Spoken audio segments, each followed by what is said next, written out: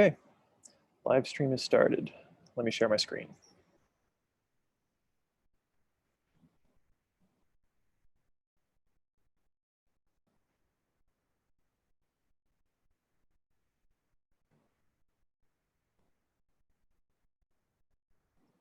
Okay. So today's lesson is going to be on asynchronous programming. So is anybody familiar with asynchronous programming already?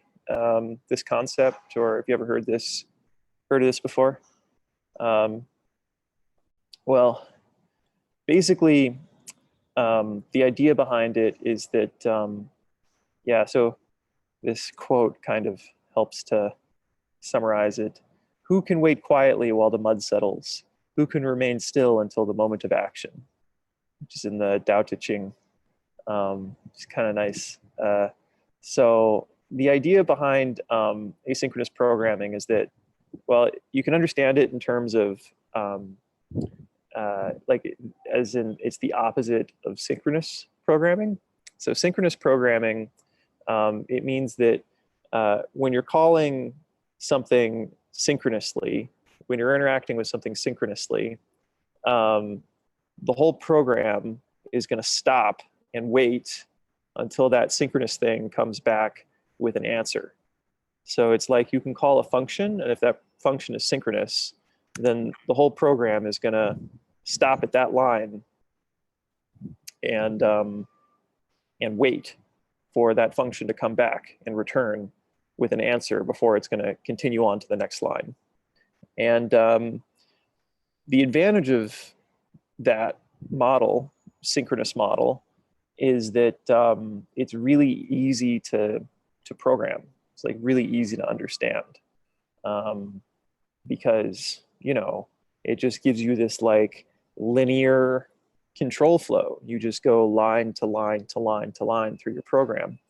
But the disadvantage is that your program has to wait on that line until the function returns with a value.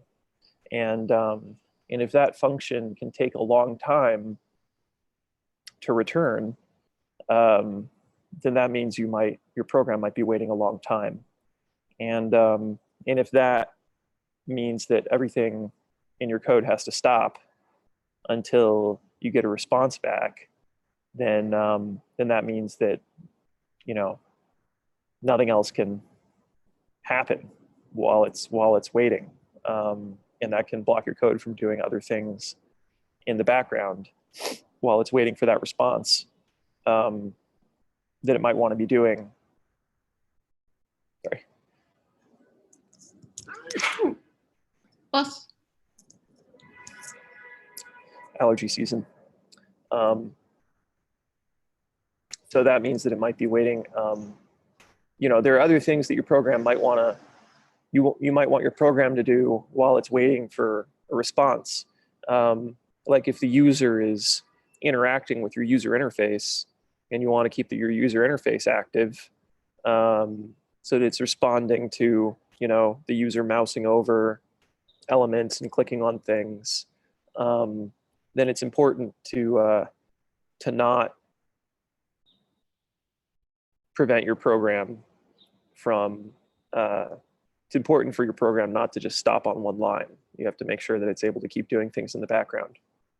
So that's, so yeah, the asynchronous model lets you do like multiple things at the same time. And you can see an image here of what these programming models look like. So yeah, you got a synchronous model at the top where you can see that you're doing things one thing at a time, single thread in order. You go here and then you wait, and then you go back into your code, you do something else, then you call back into something synchronous, then it comes back, and then you wait for a while longer. And then if you have multiple threads going at the same time, 2 threads of control, then that means you can have two things going simultaneously. But it's hard to synchronize two threads of control. And then the asynchronous model is basically where you have like one single thread of control, but you can do something and then continue doing something else while that first thing that you started continues running in the background.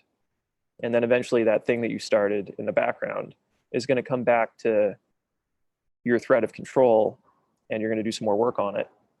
And then and you can continue working like that. So basically within the asynchronous model, you can start things that run in the background and then eventually return back to your single thread of control when you get the result back. And so yeah, the difference between synchronous and asynchronous programming is that with synchronous programming, when you know, like it's implicit, the return of control back into your code, it's implicit because, you know, the code just returns a value and then you go to the next line. But when you're doing asynchronous programming, you have to control the thread of control explicitly using certain programming constructs, which we're going to talk about. So, so I remember a couple classes ago, you mentioned that it's helpful to have examples that are based on real life, and the example scenario, which we're going to use here, is not really based on that. It's sort of based on this what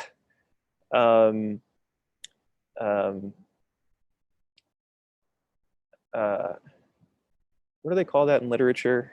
Magical realism. It's based on this idea that you have these hyper intelligent crows which have nests all through a town, and they're able to communicate with each other. So if the examples look a little strange, it's because well, the authors of the curriculum that I've been following have a very large imagination. So bear with me. It might be a little bit conceptual, but we're going to do some exercises that I think should help clarify things. So yeah, so imagine that we have these crows which live in nests in all these different parts of town, and these nests are able to communicate with each other over a network based on light. So they're sending pulses of light back and forth to each other, and that creates sort of an ad hoc network between these different nests, so the crows can communicate with each other. So for example, in the middle of town, you have this big oak, and then that's able to communicate to a tree, a nest over it, the cow pasture, and the butcher's shop, and this garden.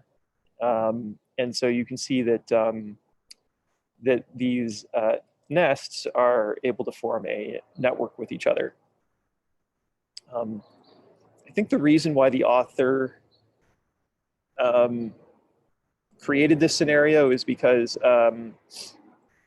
next week you're going to be looking at like real life. You're going to be looking at like programming in the browser using the browser's you know, APIs.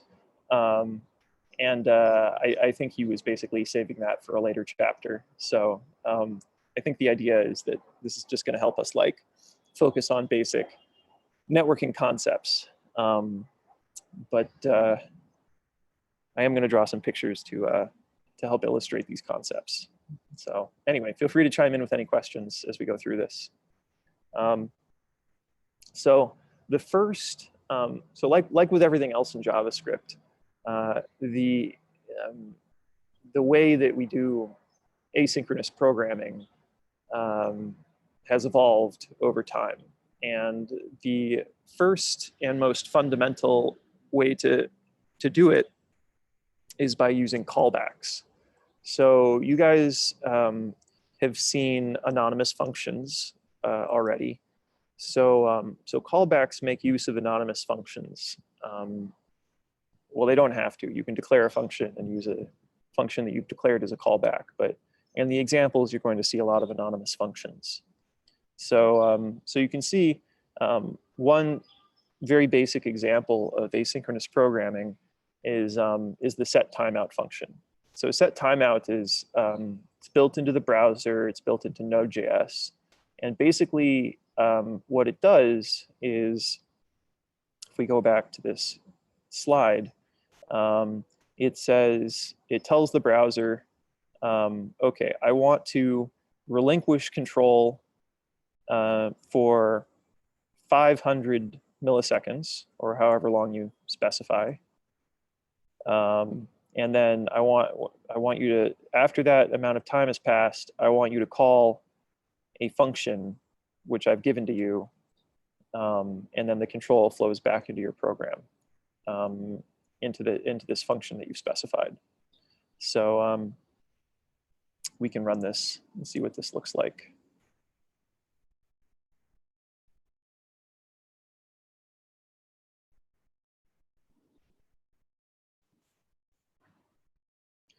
Oh, I'm going to start up a REPL session.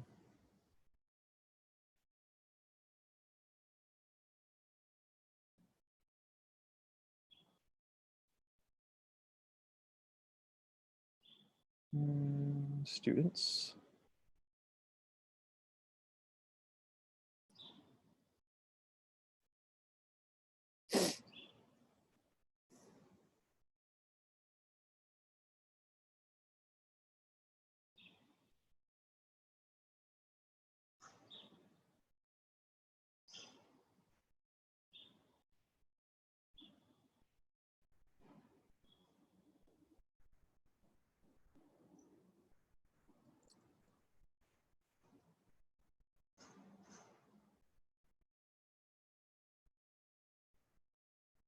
Did everybody get the link?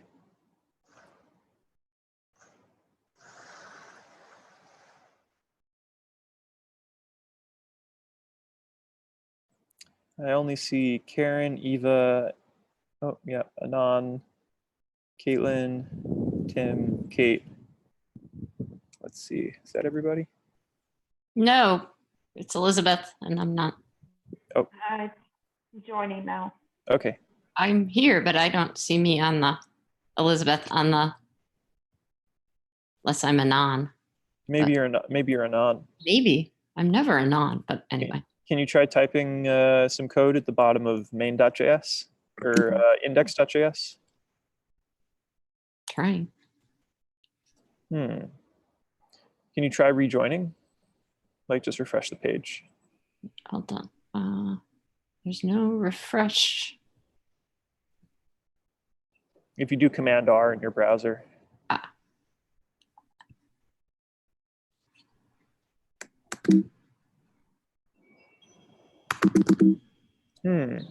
That's.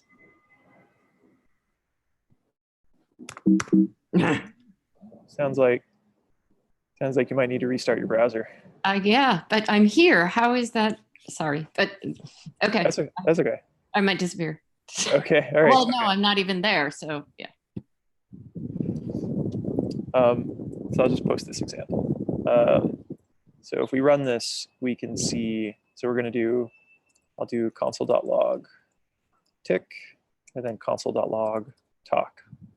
And it'll go tick, talk, 500 milliseconds later. Let's give it 2 seconds. We can really see what's happening. Tick, and then talk. So you can see what happened was actually I'll do one more, console.log foo. So it'll do foo, then tick, and then 2 seconds later it'll do talk. Foo, tick.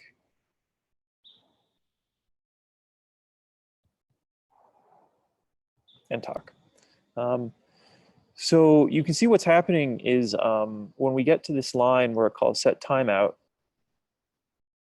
it's basically scheduling with the browser, well, actually with Node, because REPL.it is running this code in Node.js, you can see what's happening is it's scheduling with Node that this callback, this function here, it's called a callback, should be called after 2 seconds.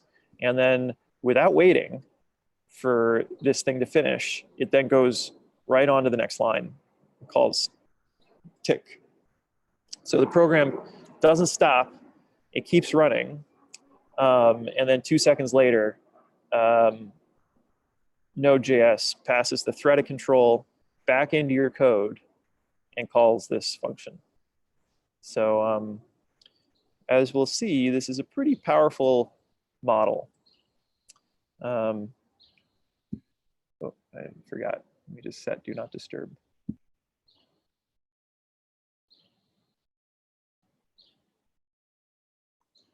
Good. All right. So yeah, in this magical crow universe, you can imagine a situation where the crows store some data inside of their nest, and they might want to read that data. And if they were going to read that data, they might read it asynchronously. This is a little bit, yeah, it's kind of a funny scenario that they've concocted. But in fact, let's actually just use like a real example here for this one. So we're going to use Node.js's FS module.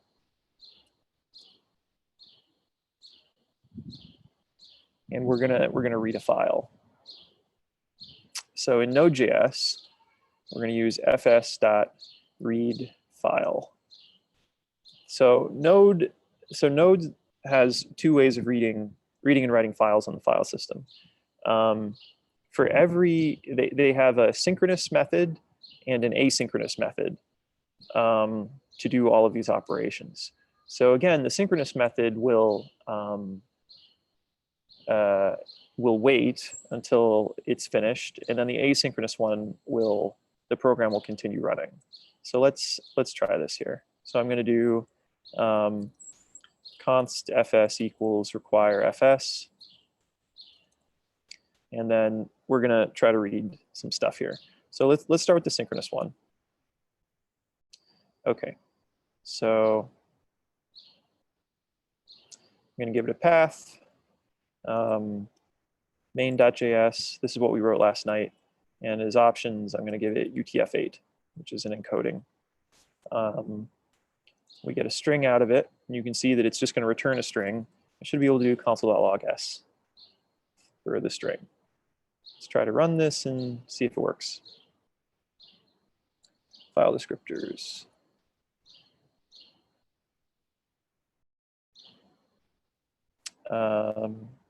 Unexpected identifier.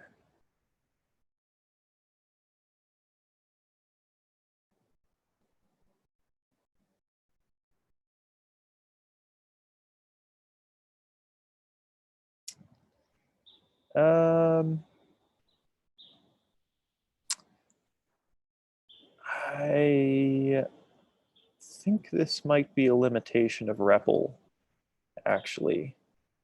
I'm not sure if REPL allows us to read and write files. That's not something that I've tested. So I'm just going to show you this example in my shell.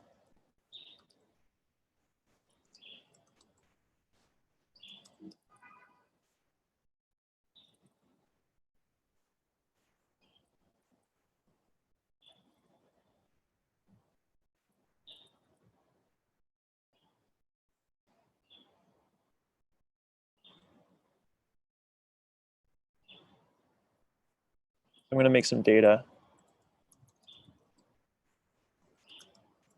Put a string foo in there.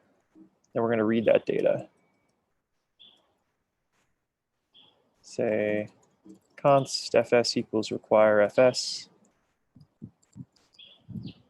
Oh, sorry, it's this line that I copied. My bad. Okay, there, that's working.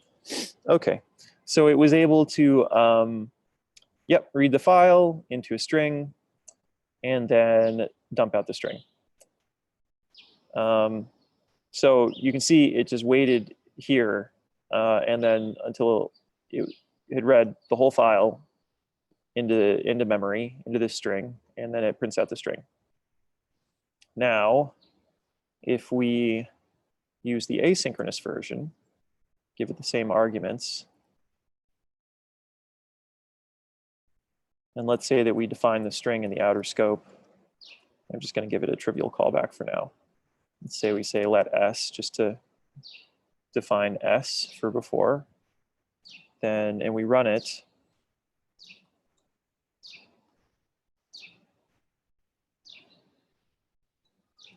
Sorry, there. Then s is going to be undefined because we haven't finished reading s. So we have to do that here. Call this one s2.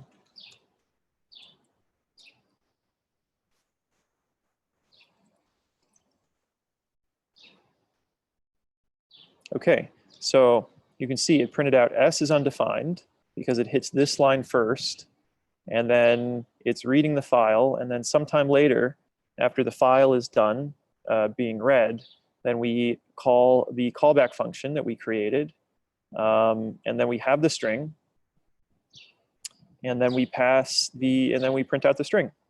Now, remember way earlier at the beginning of the week when we were doing the errors, the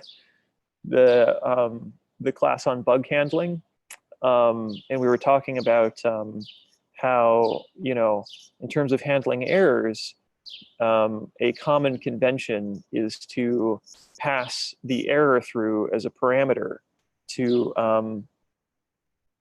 and pass a special value through for an error to the, well, either to return a special value from a function or to pass a special value through rather than throwing an error.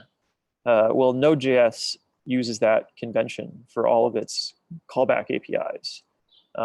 It passes the error through as a parameter. So the first parameter for all of Node's, I think all of Node's file-based APIs, but I think all of their asynchronous APIs in general use this convention, or you basically, the first argument of the callback function is going to be an error. So if I give this guy something that doesn't exist, and I do console.log error, then it should show me this error. Yeah, it says enoent, which means no such file or directory. So that's a pretty common convention when you're dealing with using callbacks, callback functions to do asynchronous programming. Is you'll see that pretty frequently. The first argument is the error. And then we can decide what we want to do with that. So if we wanted to, we could throw the error, and then it goes. It does what throw does. It goes up to you remember, it goes up through the call stack until it gets to the first try catch statement that it finds, and at which point it gets handled. So it behaves exactly the way that you that you would expect. So let's move on. So those are callbacks. But the problem with callbacks is that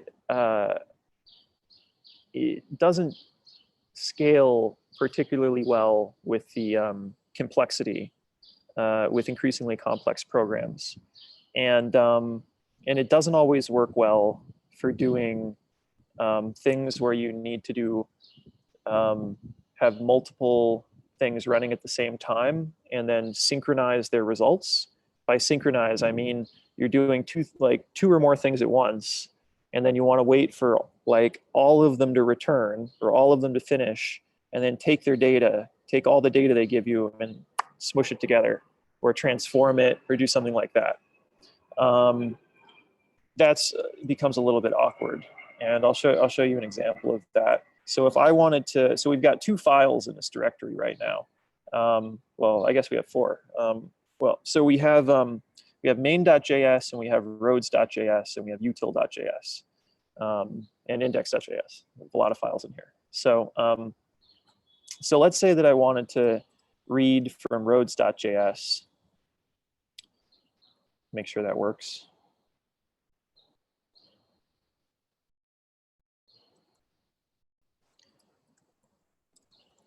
By convention, or this is what you often want to do, by the way, for handling this error. You just say if error, throw error, because if there is no error, the error is going to be null, so you won't get in there, unless you want to do something specific with it. But this is a good way to handle these errors, as a rule of thumb. Okay, so we read roads.js. Now let's read another file.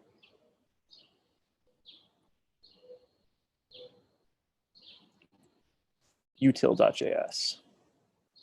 Assign it to S3.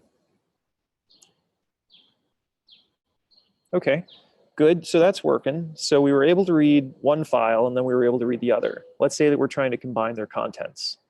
And maybe take the first line of one and then the first line of the second one and then combine them together. So let's say we want to take s2.split new line characters 0 is the first line of that guy, then s3.split new line characters 0 is the second guy, and let's console.log that.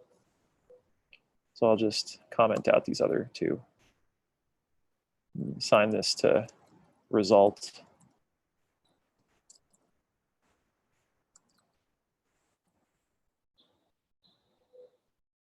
Okay, well, there you go.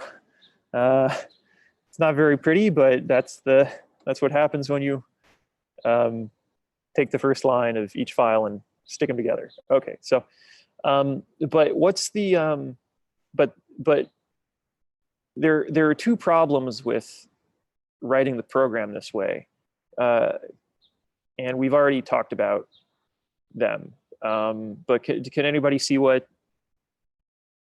those problems might be?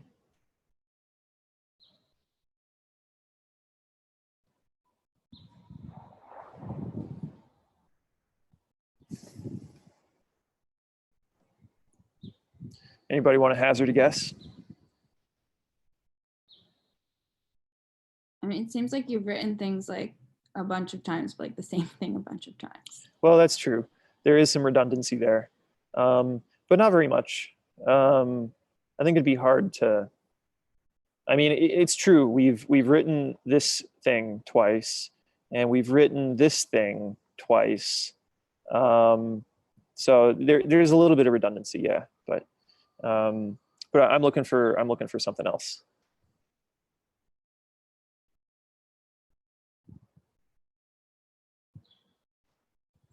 Is it the nesting?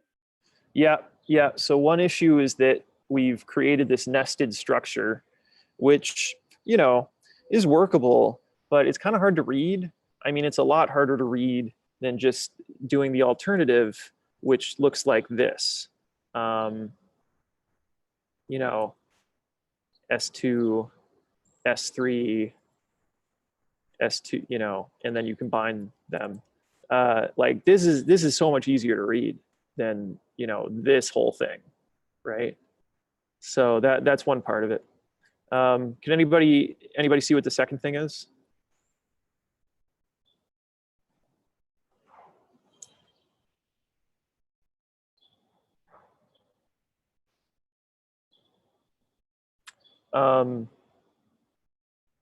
So the second thing has to do with this picture. Can anybody see? Can anybody guess what it is? Does it have to do with the second function not really knowing when the first function is exactly going to end? Or like, That's a good question. It actually does, because the second function is being called inside of the callback function of the first function. So you know that the first function has ended because, you know, because of where this guy is in the Mhm. program, because he's inside of the callback. That was a good guess. Anybody else want to have a guess?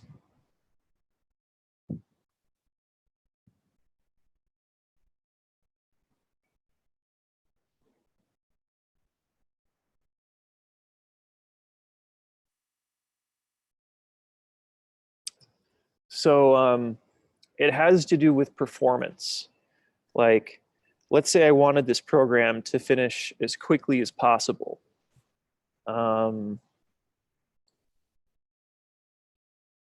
How would I be able to, like, why is this program suboptimal in terms of performance?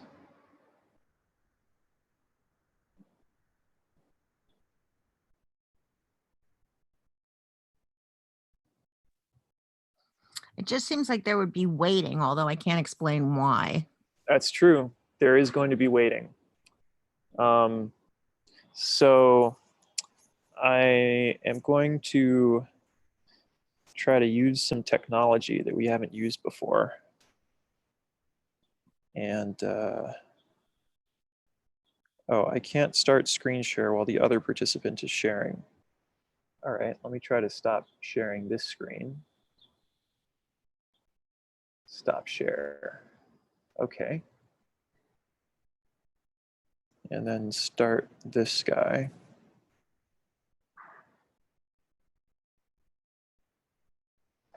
Okay, so so we've got function call number one. So we're reading file one, right? And then we're reading file two, and then we're done. You know, we combine them together, right? So so what's happening is we read, and then we read again, and then we're done. So in fact, this is a sequential model. We do one thing, and then we do the next thing, and then we finish. And it would be faster if we were able to do, let's see, how do I erase? It would actually be much better if we did something like this.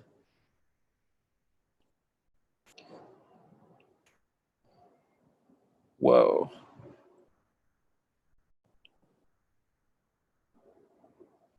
Read file one and file two at the same time,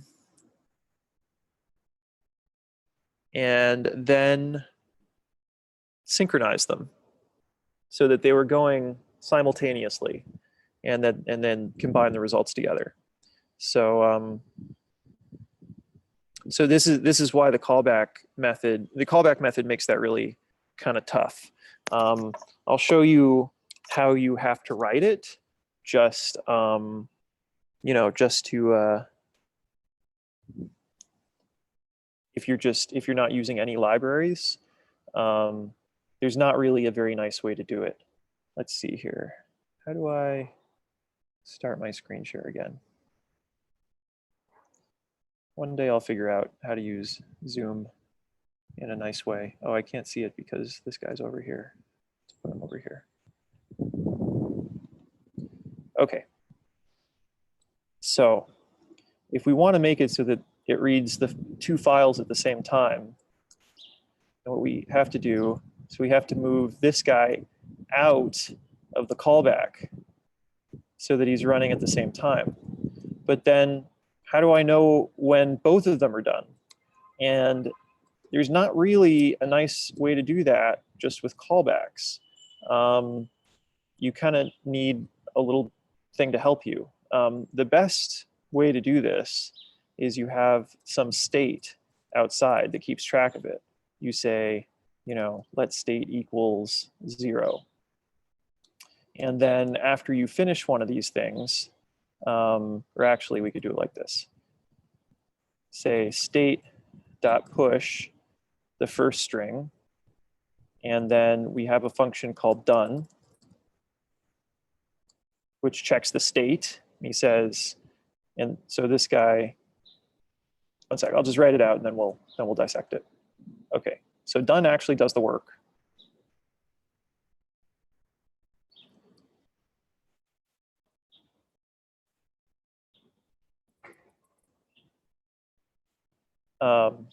Okay, so both of these guys do the same thing. State.push, and then he calls done. And then this guy does the same thing too. State.push, S3, then he calls done. And then what done is going to do is he's going to check if state.length is 2, then he knows he's done.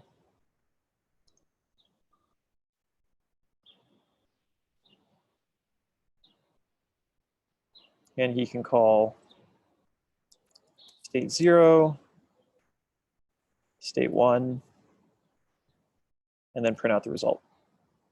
So let's try to run this, and it also will show what state is getting each time it's called, or what done is getting each time it's called. Console.log state run.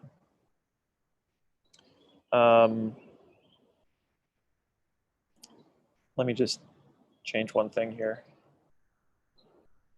so that we have less verbose output. Put that here. This guy here. Okay, better. All right. I'll just do state.length. Okay, so we can see that done is getting called twice. It's called once the first time, the length of state is 1. And it's called the second time, the length of state is 2, and then we're done. So you can see what's happening is we're doing two things at once. We're reading the first file, and we're reading the second file. And when the first file is done reading, we call done, and he checks to see if we've read all the files, but we haven't yet. And then the second file is finishes and calls done, and then checks to see if we've read all the files, and we have, and then we can finish and combine the results. So this is the more optimal approach, but you can see it's pretty ugly. It's not very nice to read. It's kind of hard to look at it and understand what it's doing. So this is a disadvantage of using the callback approach. There are some, there are some libraries that make this style of programming easier. A nice one is called Async.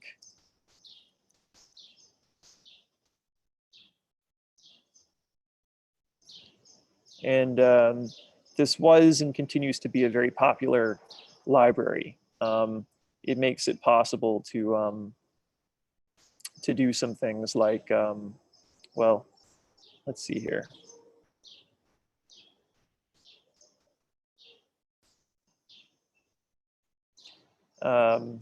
Yeah, like you can see right here, you can run the same operation on a whole bunch of files, and then it will synchronize all the results for you. So it's basically doing what we did just now, but it's doing it inside of its library, so you don't have to do it yourself. So if you're using callbacks, this is a nice library to get to know and familiarize yourself with. But as I said before at the beginning of class, JavaScript has evolved over time, and there are now new ways of doing asynchronous programming in JavaScript. So we can go take a look at some of these now. Let's see here.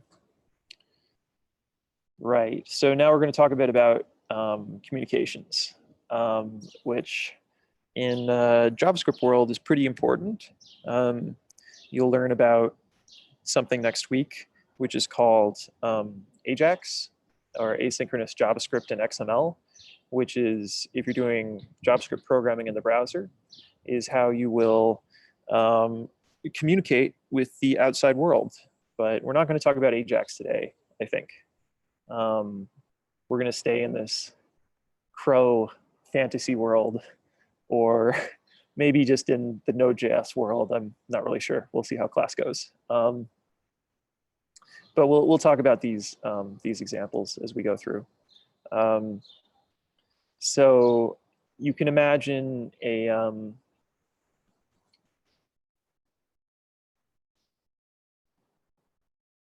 sorry, I just don't know if I like these examples. I think we're just going to ignore the examples that I have in the slides, and we're going to go through and make up our own examples as we go along. We'll just use Node. I think I like that better. So, so what you should know is that when you're doing asynchronous programming, it's contagious. Like, you can't call a function that behaves asynchronously and somehow try to make it behave synchronously. Like, it's not going to work. So you need to start to structure your whole structure your programs in order to support this style of asynchronous programming. So, like, for example, let me go back to REPL. If I wanted to, wrap all of this up into a function and called this read files and combine first lines, then put all this in a file or a function. And then I wanted to get the results out and call this function. I wanted to just say results is equal to this.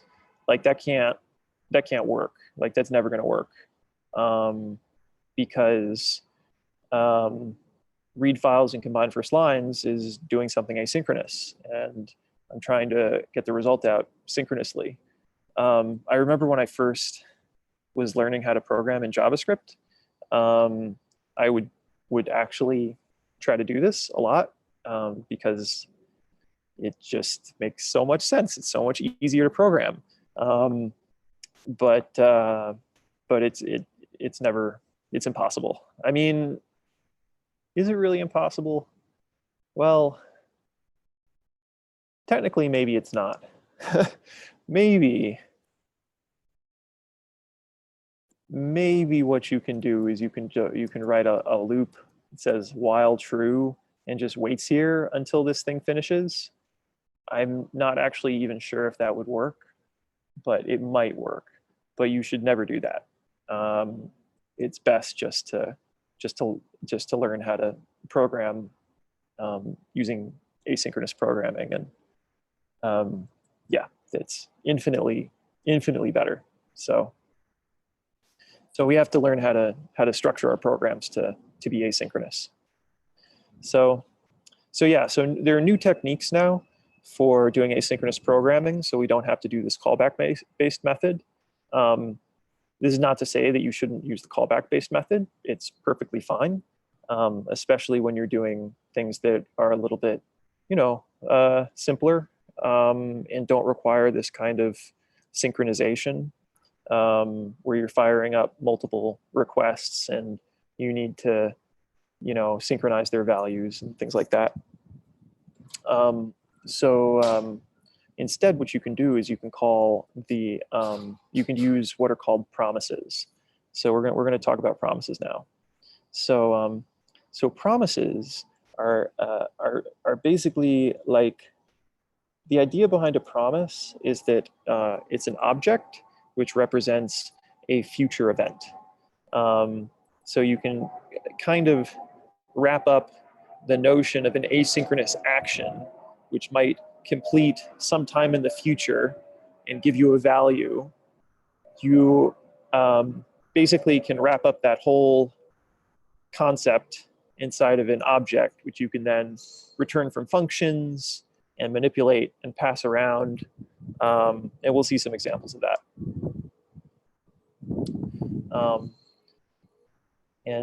Promise-based programming has become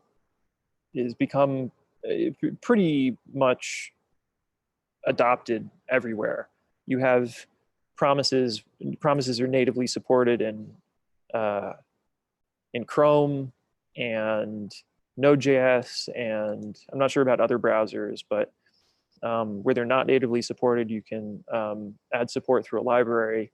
And there's a kind of a standard around them now, and so they're very widely adopted and mainstream, and they do make certain kinds of tasks much easier. So we're gonna go into that now. So a promise basically moves values into an asynchronous reality. So with a promise, if you wrap a normal value in a promise, then you can just access it through the promise. Or it could be a value that might be there at some point in the future. And then you can define computations in terms of promises. And then you can execute your code as the values become available. So let's do an example. Okay, so here's a trivial example of a promise. You just wrap up a value, just a regular value. So I'm gonna do that. Just run this guy. Okay, all right, we got 15, very nice. Because what we did was we called promise.resolve just on a regular value. And then that gave us this, that wrapped 15 up in a promise. And then we called 15.then so that when this promise, when the value was available, then we call this function, which gives us back the value. So how does it work with things that aren't just regular values, but that are asynchronous? Well, let's do an example of that. So you can create a promise by using the new promise constructor. And I'm going to do that with this function here, read files and combine first lines. So I'm going to make it so that this function gives us back a promise.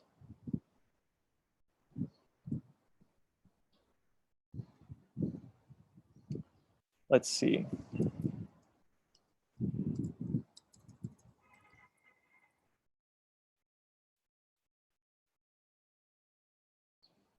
Do return new promise, and then take everything inside of here, all of our logic.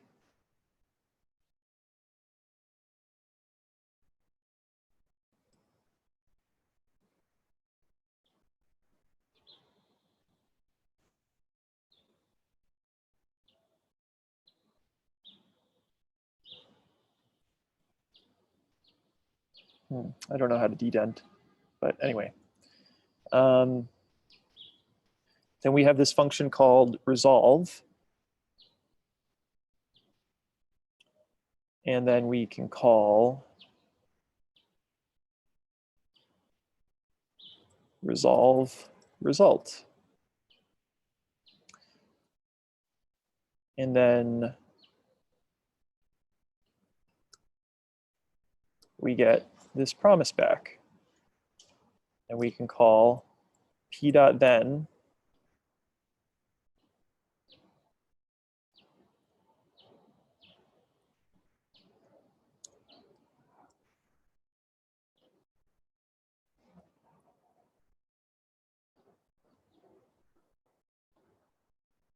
there it is, got const roads. And So just to recap, what we're doing to create a promise is we're calling new promise, which invokes the promise instructor, and we're passing the promise a callback function as an argument, and then the callback function receives as its first parameter this resolve function, or it receives as its first parameter another callback, and that callback is called resolve. And then when we've completed our asynchronous logic, we can call resolve, and that resolves the function with the value with the value, which eventually gets passed to then when we call p.then. So it seems a little twisty, you know, there are a lot of twists and turns to it, but it works pretty well. And furthermore, so this gets kind of interesting once we start to do error handling and once we start to do synchronization. So yeah, failures. So as we've seen, you know, code can fail, can have bugs, throw exceptions, and dealing with those errors can get a little complicated, and it gets even a little more complicated when we're doing it in an asynchronous context. But with promises, it can simplify things quite a lot. So we've already talked about how errors look when you're using the callback style. By convention, they usually appear as the first parameter on the callback. But this means that the callback function always has to check to see if it received an error. And you know, and that error has to be handled. But with promises, it's a lot easier. So with promises, you can either resolve you can either say that you can handle it, choose to handle it as though it was a success, basically just return a null value, or you can do what's called rejecting the promise, and then set up special handlers to either handle the promise if it was resolved successfully or if it was rejected and failed. And these rejections are automatically propagated throughout. Well, you'll see that we can create a chain of promises, and the errors are automatically handled. So we'll see an example of that now. Okay, so this guy actually takes a second argument, which is called reject. And if there's an error, instead of throwing that error, we're just gonna call reject with the error.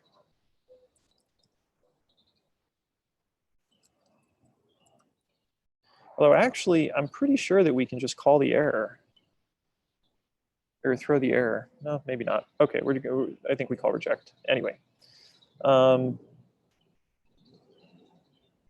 So let's try that and see what happens. And then down here, we just have to register a handler called p.catch. .then .catch.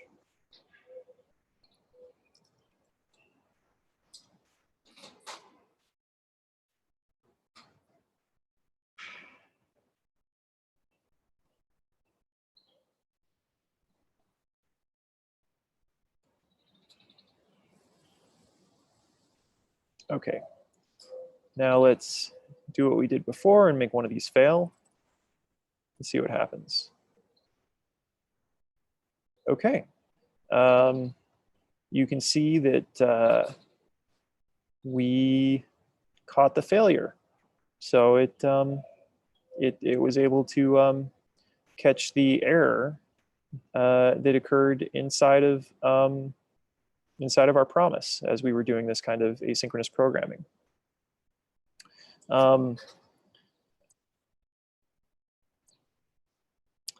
So yeah, so sometimes, so when you're doing network programming, it can be pretty hard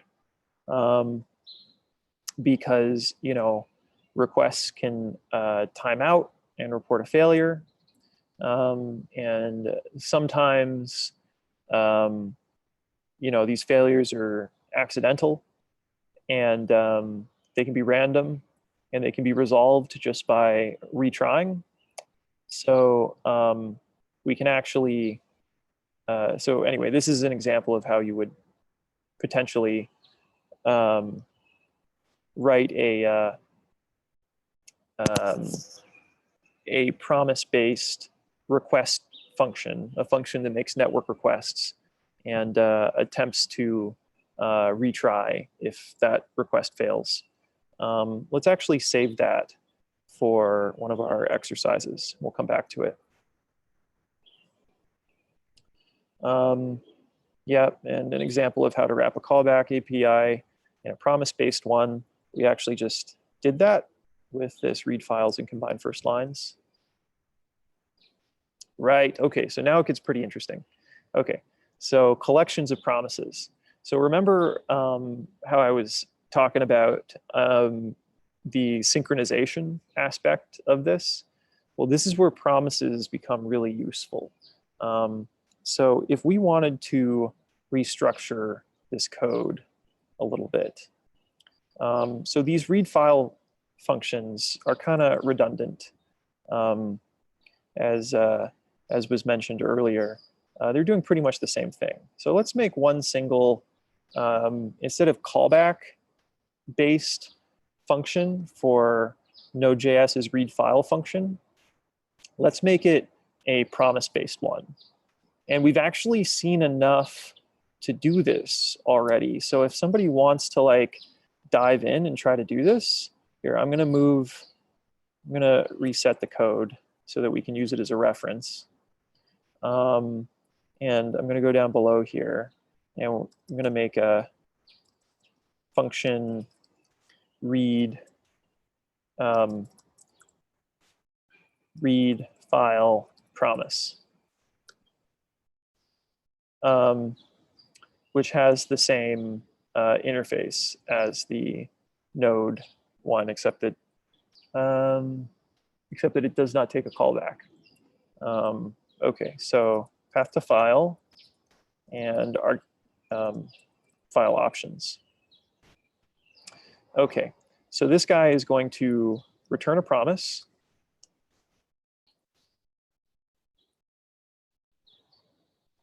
Which takes resolve and reject params. And does anybody want to try to fill in the what the contents of this promise is going to be? So basically, you want to take this function, read file, and put it and call it in here such that you call the resolve and reject functions at the right time. Does anybody want to try that?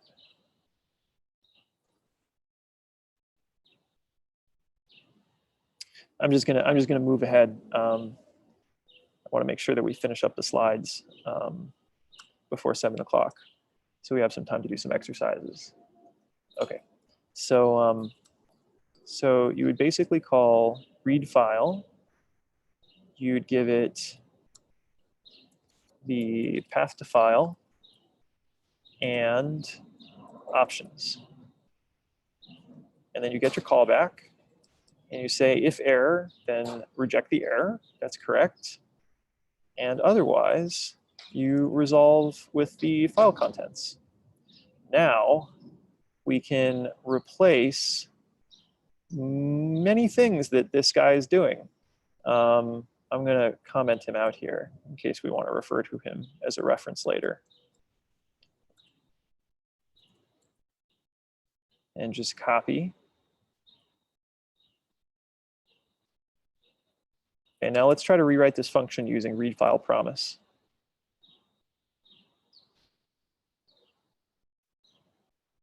So what we would do is get rid of most of this. Actually, get rid of pretty much all of this. We would first create the first promise. Var p1 is equal to, I keep forgetting to use let. Let p1 is equal to read file promise roads.js utf8. And then we're going to make p2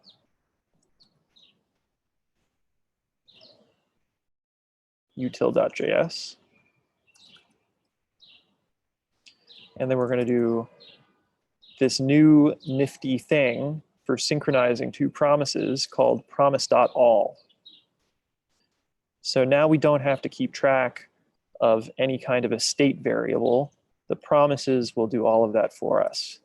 So we can do promise.all and create an array which holds all the promises that we want to wait for, where we're waiting for their values. So P1 and P2. Then we get a result out, and that result is an array of values. And then we can operate on those values.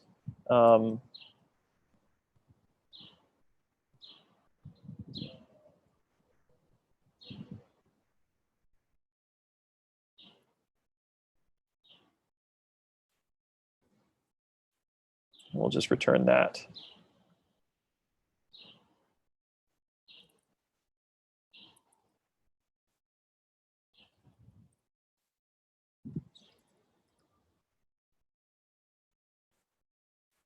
Now, let's see what happens when we call read file and combine first lines, which we already have here. So it's returning a promise, which takes an array of two promises, which then combines the results together.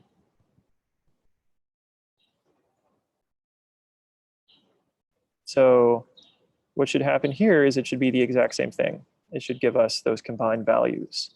And if any of those promises fail, then it should catch the failure in that one spot. Let's see.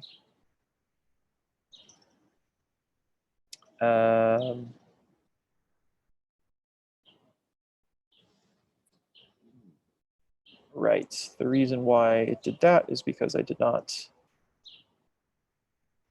do this thing and here. Okay, so it did the, so it got the thing. Now what happens if one of these promises fail? Let's give it something weird. Yeah, and it caught our failure in this catch function.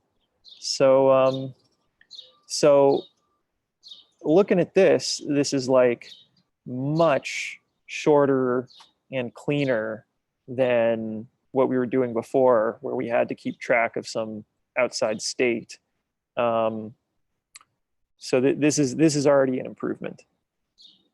Now, so yeah, the slides have this section on that's sort of on network programming in general. I think we're just gonna skip this one for now. Maybe if we have time, we'll come back to it.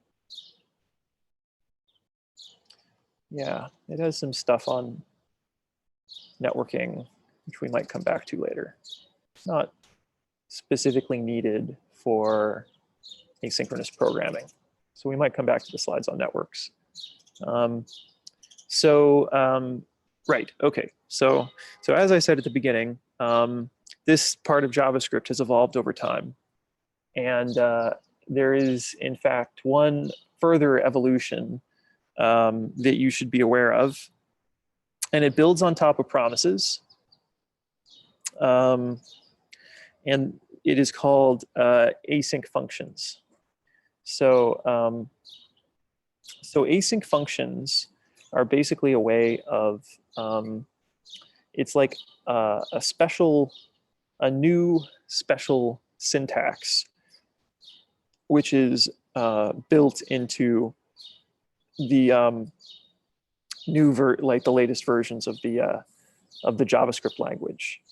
And what it allows you to do is write code which looks very similar to this synchronous code, which we started with right here, but is in fact asynchronous, which means that we get all of the performance benefits that go along with that. But it's even neater and cleaner and easier to write. It has that kind of implicit flow control that you get with synchronous functions, but but in fact they're asynchronous. So basically the way that you write this is you add a keyword in front of the function, which is asynchronous. That keyword is called async. And the function needs to return a promise.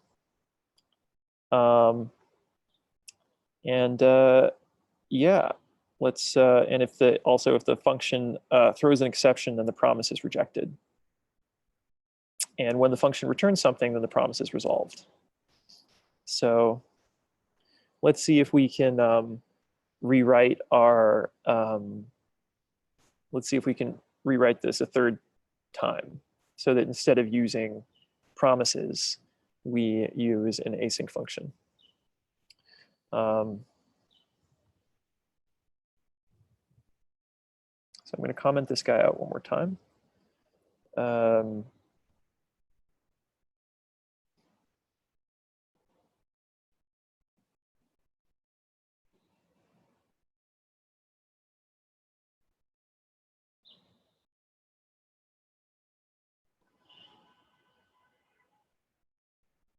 Yeah, there are a couple of different ways to do this.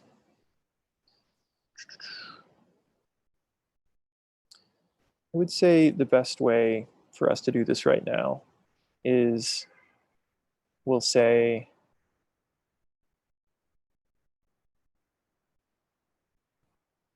okay, let's start with this.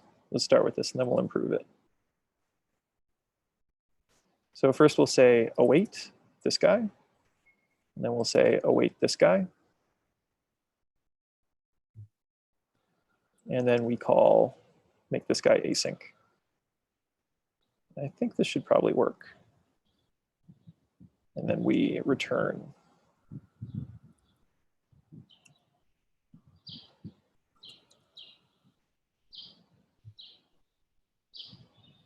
And then we can await this.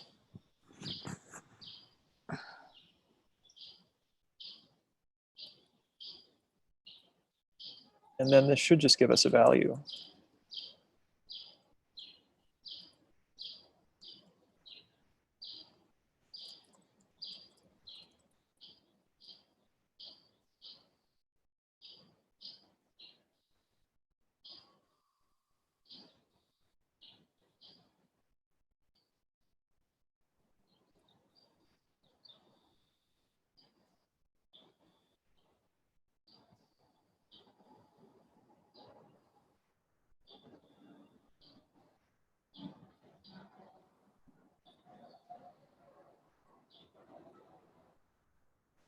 I think I may need to come back to this one particular example. Got to check one thing.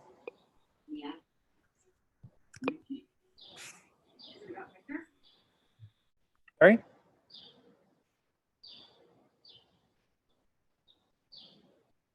Okay, we'll come back to async. Okay, so the last thing that you should know about is the event loop. So the event loop is the basic construct like the basic execution model underlying many JavaScript environments. So that includes the browser and Node.js. And basically the idea behind the event loop is that you kind of have this, this loop, this while loop, which is running outside of your code. And you're, you know, when you're running asynchronous code, what's the chat? Oh, Dana, yeah. So the while loop is running outside of your code.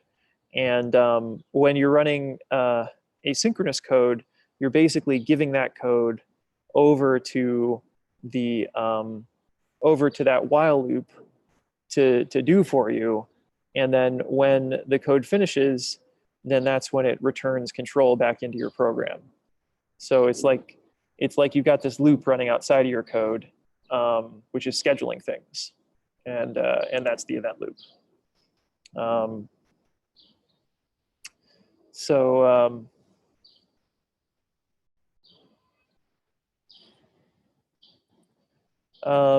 Yeah, so in JavaScript, it's single-threaded, so you're only going to have one thing executing at a time. That's important to know. Even if it looks like, you know, two things could happen really closely together. Like if you did a set timeout and you said 0 milliseconds and you did that twice, only one of those is going to execute at a time. They can't actually execute at the same time.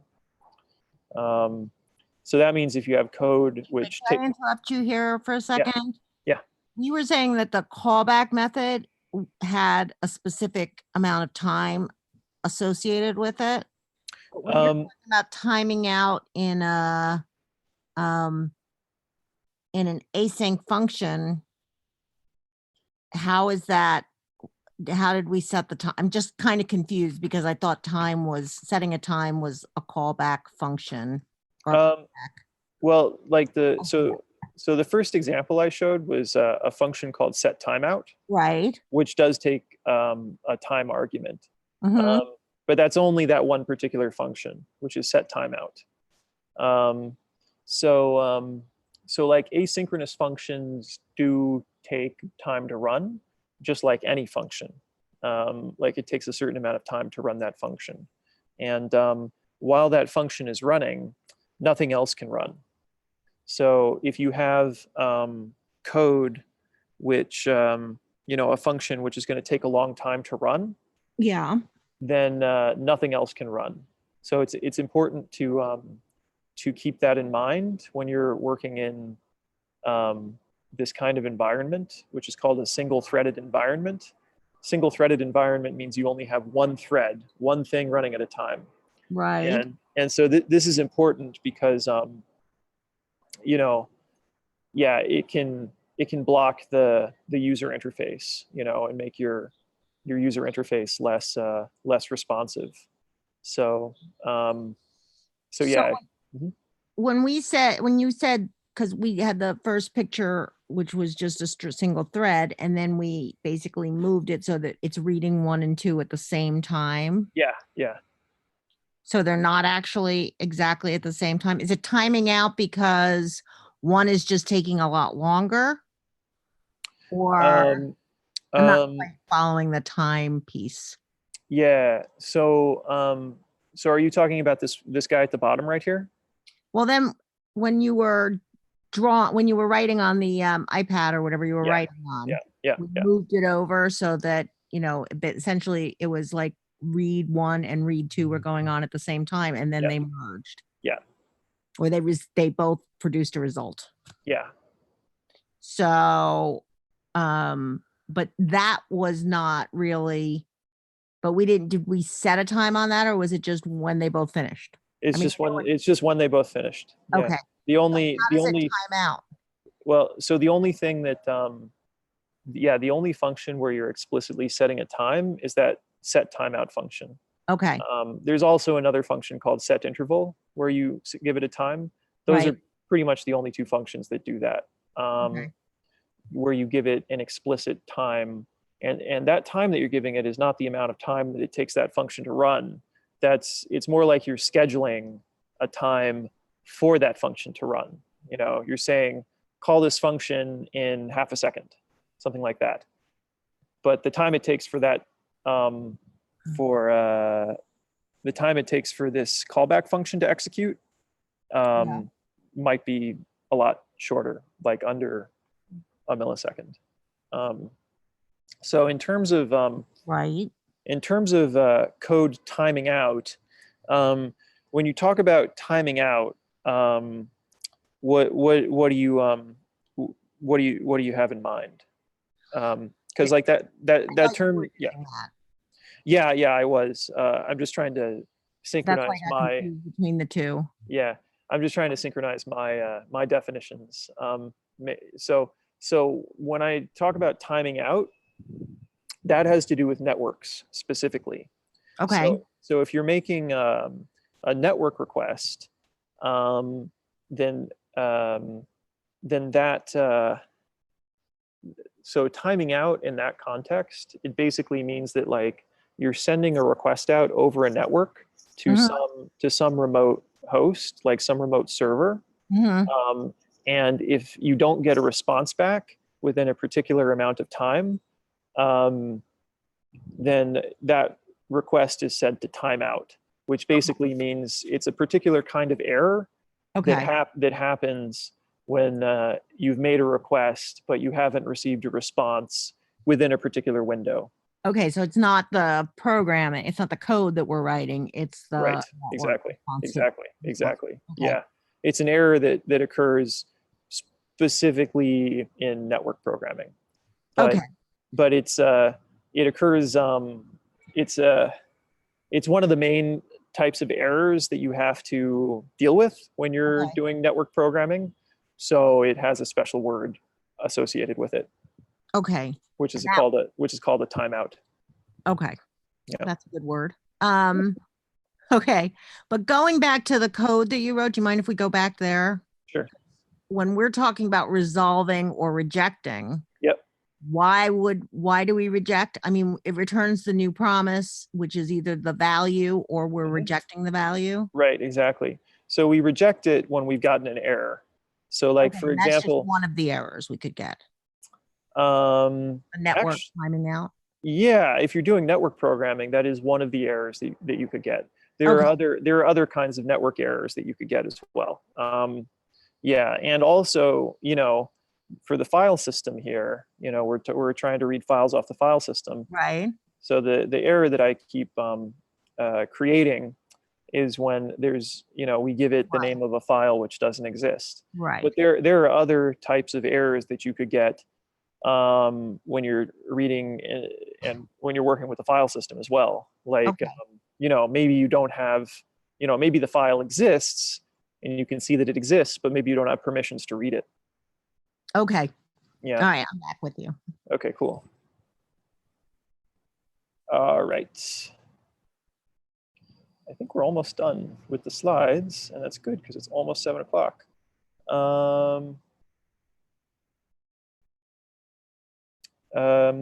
Yeah, okay, we did the event loop. I think that's it. Okay, so let's break 5 minutes early, and let's meet up at 7:10. And yeah, unless anybody has any questions right now before we take a break. Okay, let's meet up at 7:10. Which module are we on? Sorry, I forgot. I was still on mute. Which module are we on? It's asynchronous programming. Okay, then. Yeah, I have the right one downloaded then. Thank you. Okay, yep, thanks, bye. So wait, this sentence, if a promise is already resolved, waiting for it will cause your callback to run after the current script finishes rather than right away. Yeah. So, yeah. So basically you can see what's happening here is it's resolving the promise, and then you've got a then, you know, you're handling the promise with .then, as you do with promises, so that it's going to send the value to console.log. So it's going to dump that. So basically this is just saying print this value whenever then is called. Okay. And then it's calling, on the next line, it's calling console.log. And Mhm. it's saying me first. And so this is illustrating that this line is run before this this dot then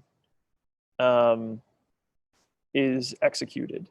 And even though the promise is already resolved, it's still gonna schedule the call to dot then after, like on the, it's still gonna schedule the call to dot then on the event loop. Like it's gonna run through the available code first, and then Mhm. go back to the event loop. The event loop is going to loop back around and say, okay, do I have anything scheduled? Oh, yeah, I have this dot then scheduled. I better call this dot then. Okay. And then it calls this dot then. Okay. All right, good. Thank you. Good question. All right. Okay. Thanks a lot. Let's talk it around 7:12.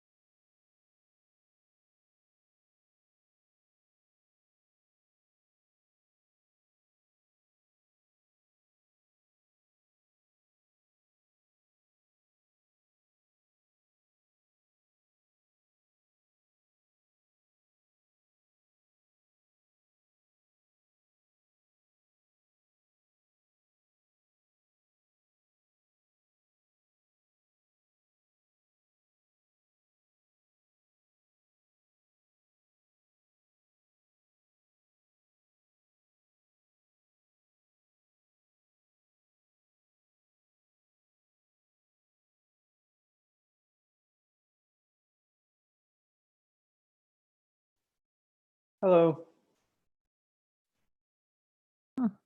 Hi. Did anybody have any questions during the break?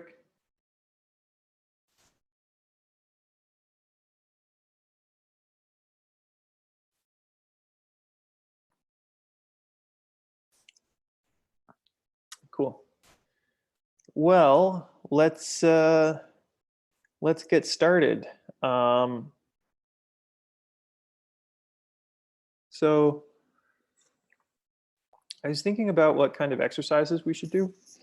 The one that I have in the slide, I think is okay, but I think maybe we could do something else. I'm improvising a lot this class. Yeah, because yeah, I'd like to make it a more useful example. So I was thinking that we could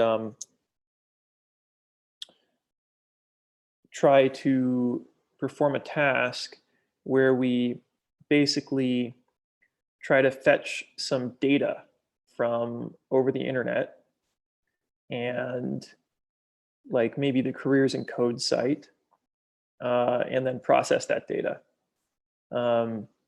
So maybe we can download this site and maybe we can fetch the phone numbers. Maybe we can fetch some things that look like phone numbers. Like we could use the regular expression module that we used yesterday, and we can try to find phone numbers from the careers and code site. So to do that, there are a couple of ways. So you're going to learn a lot more about network programming and APIs in the weeks to come. But to keep things as simple as possible, we're just going to use the Fetch API, which is a new API available in web browsers, which is promise-based. And it's also available in Node through a package called Node Fetch, which I have just discovered that we can install packages inside of our REPL.it. So let's try to get Node Fetch and then program it so that it allows us to fetch some data from the careers and code site.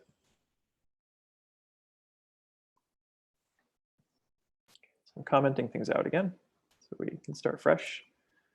Then I'm just going to go here and I'm going to look for Node Fetch,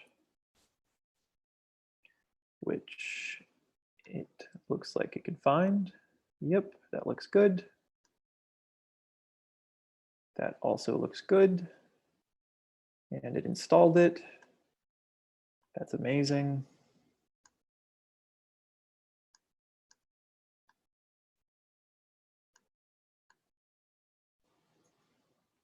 Let's give it a try. Actually, does anybody want to try to use what we learned yesterday to require this package? And who wants to get us started? First of all, is everybody in the session? Yes, everybody's still in multiplayer mode. Okay, who wants to get us started? So I'll post the documentation on Node Fetch into the Slack so that you can see how we can start to use it.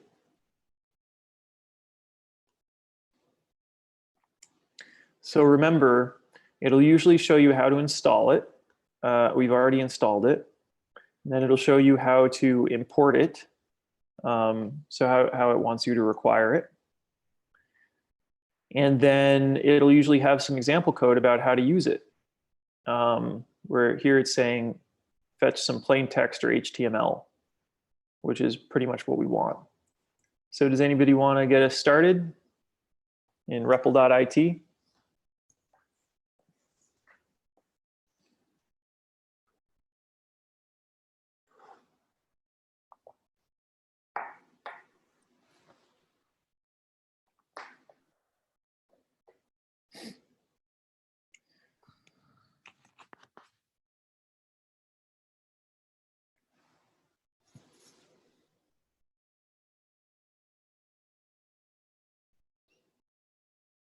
Okay, that's looking good. And do you want to check the sample code to see how you do the fetch?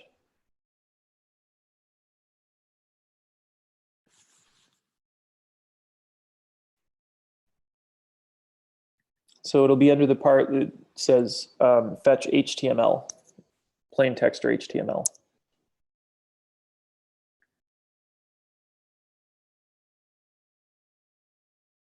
Yep, that's looking good. And let's run this code to see what that does. Yeah, okay, that's definitely some HTML code.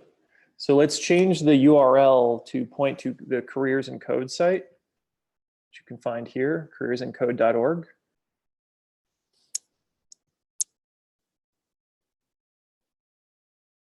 So you can change it from github.com to careersincode.org.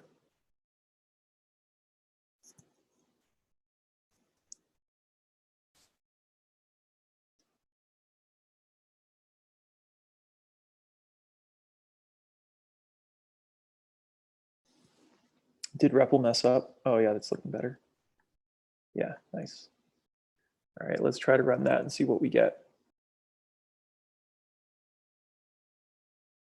Okay, that looks like a website. So we got a bunch of HTML code. Now, would anybody like to write a regular expression that looks for phone numbers?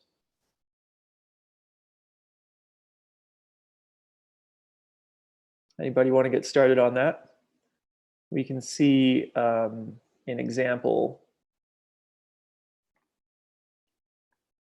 Oops.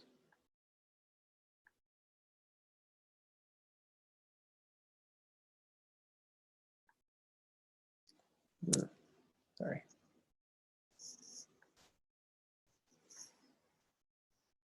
You can see an example right here. Sorry, Doug.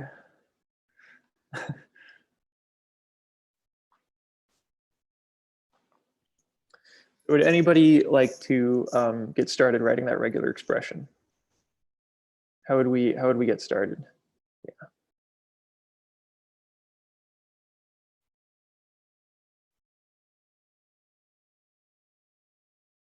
Yeah.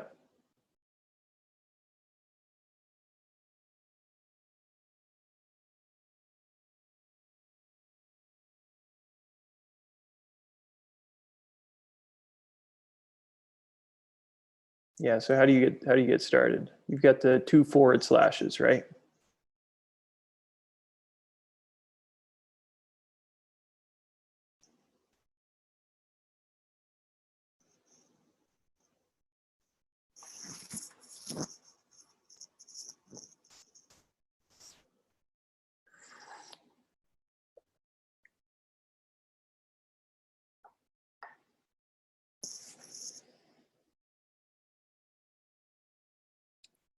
So it's a forward slash, not a backslash. So instead of the parens, you can use forward slashes. Yep. Want one more?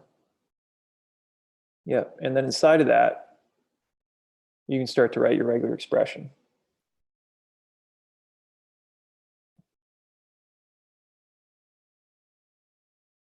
Yeah, so what you were doing before with \d is a good start,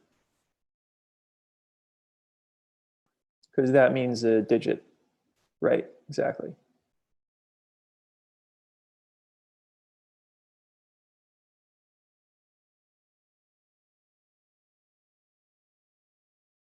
But that was like kind of the verbose way to do it, right? How do you mean? Well, we did like the date like thing, and it was just like a bunch of \Ds like all over the place. And then Yeah. So what's the shorter way? yeah, what's the shorter way? Okay. It involved some squiggly brackets. Yeah, that's the stuff.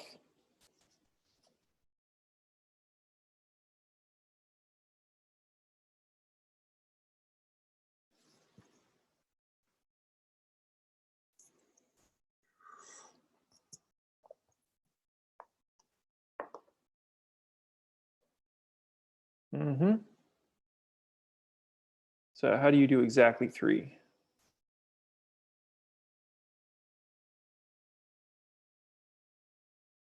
Mm-hmm. Yeah, nice. And then you're going to want to put that in parentheses, right?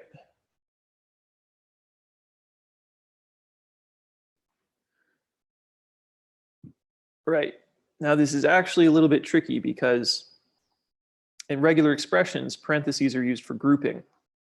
So you have to escape those parentheses also with a backslash, each one of them with a backslash, so that it knows that you mean literal parenthesis, not so that it's not the beginning of a group. Yeah, I think you want to do the other one too, the left paren. Yeah, cool. And then what comes next?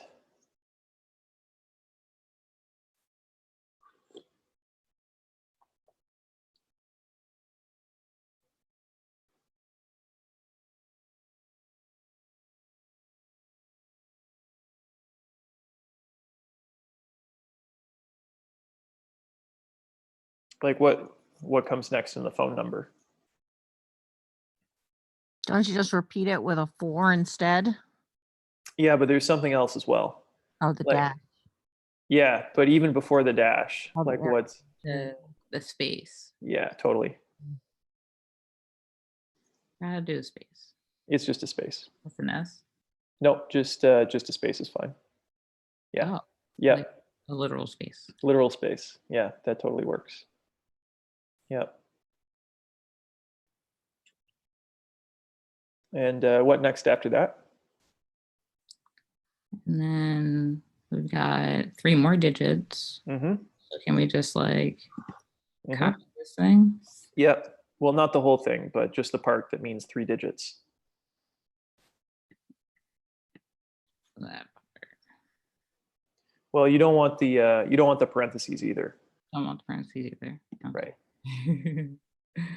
And you don't want that backslash that's in front of the right paren. Really? Yeah. Okay. Just the D3? And you want the backslash in front of the D. Really? Oh, Yep. good. I gotta get the syntax thing together. Yeah. Ah, oh, wait. I did something weird. Control Z. Oh, good. That's a better one. Whew. Okay. Oh, yeah. Make sure you get that backslash in front of the D. Okay, good. And then you should just be able to, oh, but you want to paste it to the left of the, yeah, of the forward slash. Yeah, good. Okay. Okay. And then what next? Doing good, doing good. Yeah, okay, you got the dash, very nice. And then what's the last part? And then we want D4. Yeah.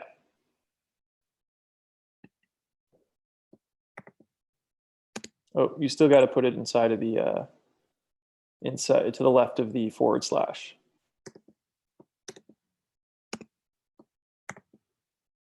Yeah, and you got an extra backslash in front of the D. Yeah. Okay, that looks right. So, okay, cool. So let's try to run this. And it seems to not like this part. So like, how do you declare a variable?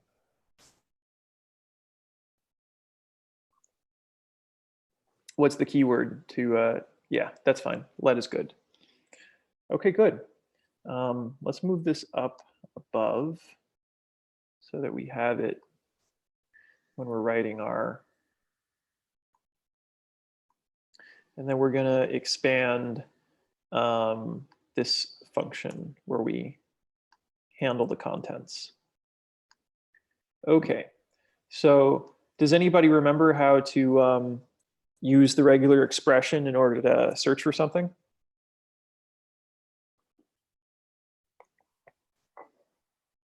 What was the, there are 2 ways, right? How do you look for a match? How do you, like, what's the method on the string that takes a regular expression as a parameter and returns a match to you.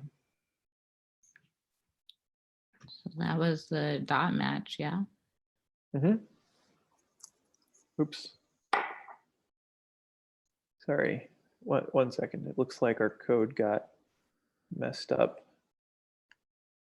I don't know how. Let's try this again.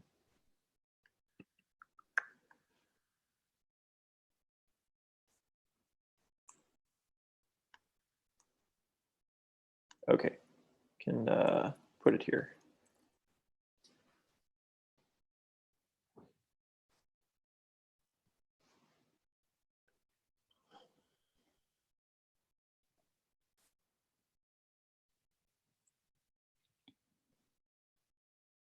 Yeah, so you're going to want to call dot match and then pass it the regular expression.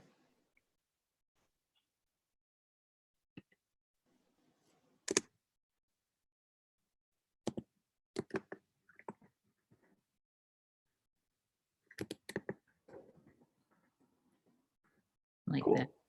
Yeah, and but what are you calling dot match on?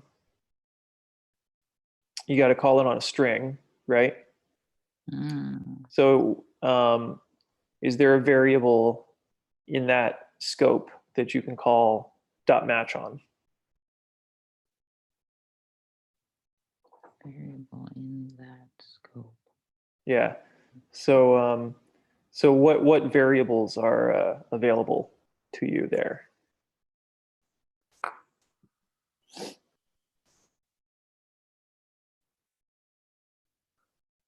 What are you calling console.log on? Oh, okay. The body. Exactly. Yeah. So the body's a string, which is the HTML that you've downloaded from the website. So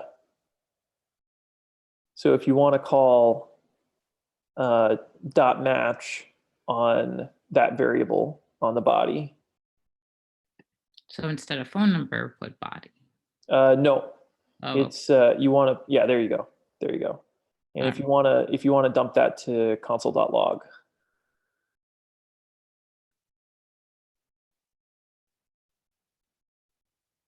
Cool. And it needs a right paren. Right, good. And we'll just comment that out. Let's see what it gives us. Gives us any phone numbers. Wow. what is that? That is, remember how I said that that websites go through a build process? Oh yeah. So this is the, I believe this is some built HTML code. So, oh, look, okay, but the 0th index is a phone number. A phone number. Yeah. A phone number. Okay, but we know there were 2 phone numbers True. on that page. So how do we modify this so that it finds both phone numbers?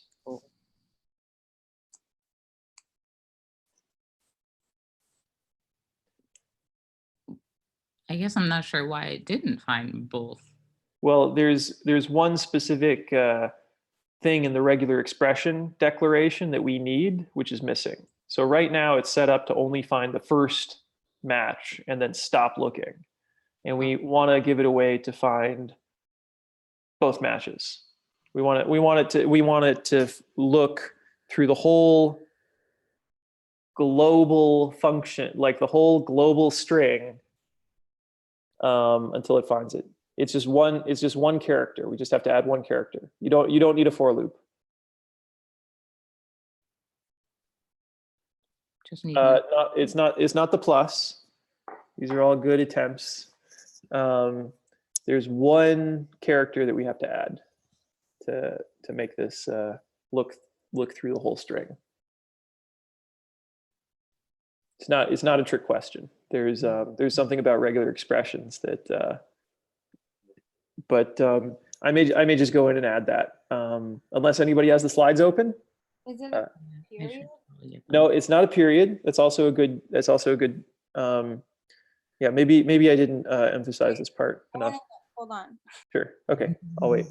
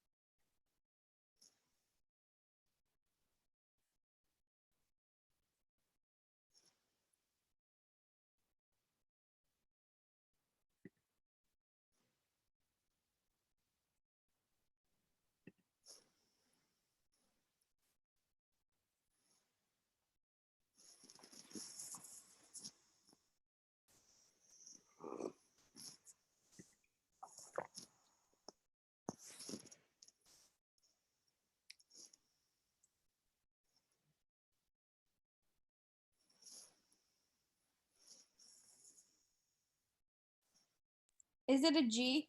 Yeah, totally. Oh. You want to add that to the right spot? Nice. Okay, great. And let's do one more thing before we run this again. Let's change line 150 so that it loops through all of the phone numbers that we match. Because remember, the match object that's returned from body.match is actually an array. So let's take that array and let's loop through it, and let's do console.log on every element of that array. The reason why we should do that here is because we don't want this giant input property, because it's ugly and doesn't tell us anything. Nice. Would anybody like to make that modification to line 150? Who wants to write a loop? Oh, somebody did.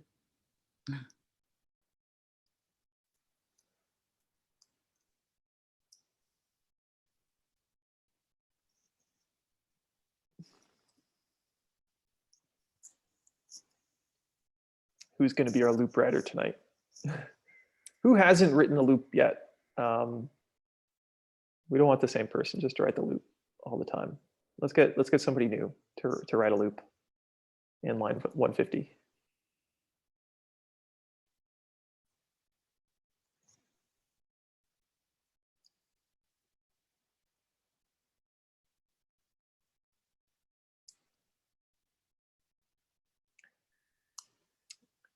It's not an if. You could use a for. Well, actually, okay. So the first thing is assign the body.match to a variable, because we're going to iterate through it. So pull body.match out of console.log, and then put it into assign it to a variable. So,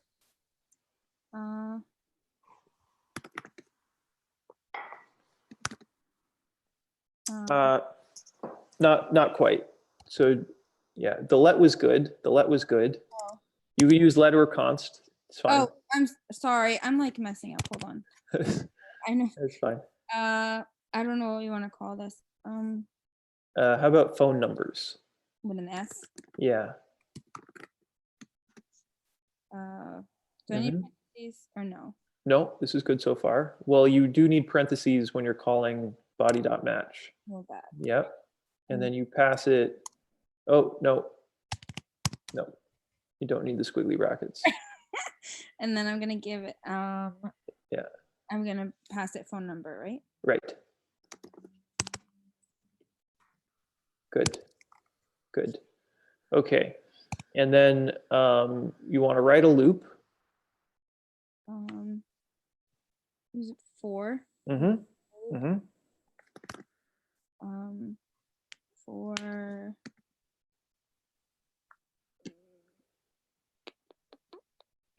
Am I gonna do like That like I thing? do I do this? No, I can't do that. I don't know. I need help. Anybody remember how to write a for loop?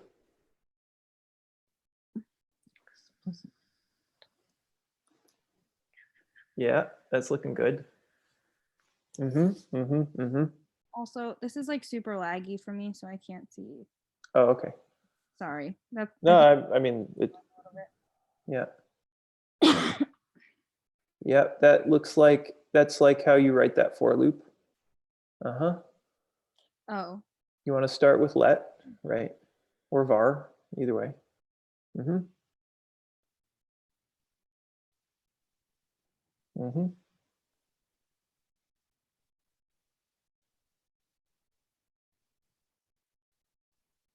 Mm-hmm.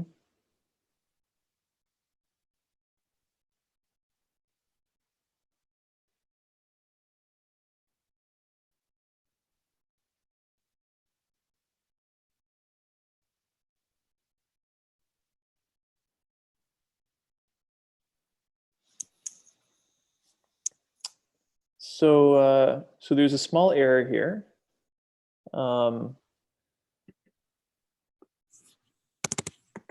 Yeah, and but length should be the property of the thing that you're looping over. So, how do you write that? So we're looping over phone numbers.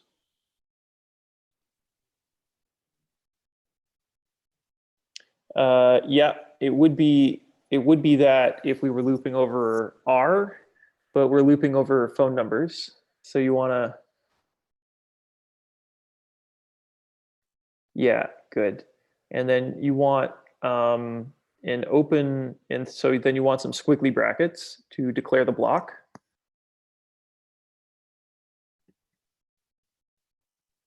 There.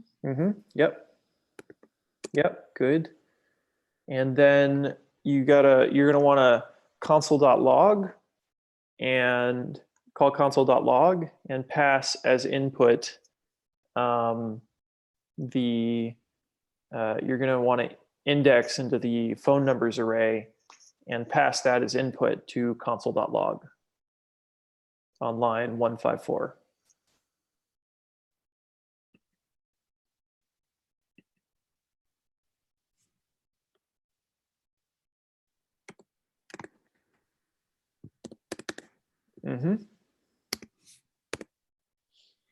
Yeah, and then how do you index into phone numbers? Index in the phone number. Yeah, so basically you're going to take I.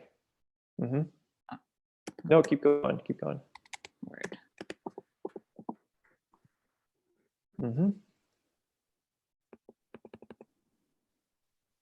And then how do you oh no, not quite. Can delete that I too. No. So what's the syntax to index into an array? So you want to look up element I. Yeah, that's good. Good. Okay. Okay, this is looking pretty good. Let's try to run this. Yay, we got it. Wow. Yeah, we found some phone numbers. And Yeah. just phone numbers. Yeah, and just phone numbers. None of that other stuff. Not other stuff. Yeah. Yeah, that worked pretty well. Wow. All right. Very cool. Okay, well, we did that. What else can we do? Let's see if we can like pull some other information from the website and then combine it with the phone numbers. So like, let's see if we can find, let's see here, what else have we got on here? We've got some students. Yeah, maybe we can. I thought it wouldn't give us the phone numbers because we didn't say anything about the parentheses. But oh, we did though. No, wait, we did. Yeah, because remember this whole backslash parenthesis. Yeah. Yeah, so those are the parentheses. Oh. Yeah. That's why I was. Oh, you mean like parenthesis groups? You mean like grouping? Yeah, like the first three numbers are in the parentheses. Right. Yeah, no, we actually didn't need to do that. Like, yeah, sometimes you need groups, sometimes you don't. Okay. But yeah, let's see, what else can we get from the careers and code site that we could combine with these phone numbers? I'd say let's do it like this. It'll be a little bit, Maybe like an address. yeah, maybe an address. I'm trying to think. I kind of want us to go to like a different page and find something from a different page. Yeah, like we could get the. Can we get pictures? Yeah, That's we. too hard. No, I mean, Because all our pictures are on there. yeah, that's true. It'd be a little bit difficult to get them and then display them. Okay. For what we're doing right now, unless, yeah, no, I think that would be a little bit. We could get names, and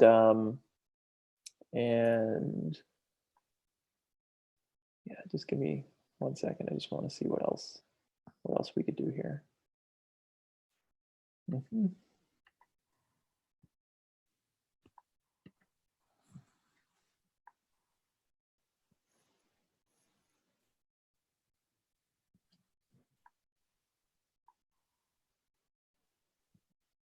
Okay, let's do it like this.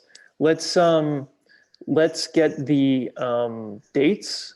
And we can write a regular expression for these dates, and then we'll combine those dates that we got with the phone numbers that we got into like a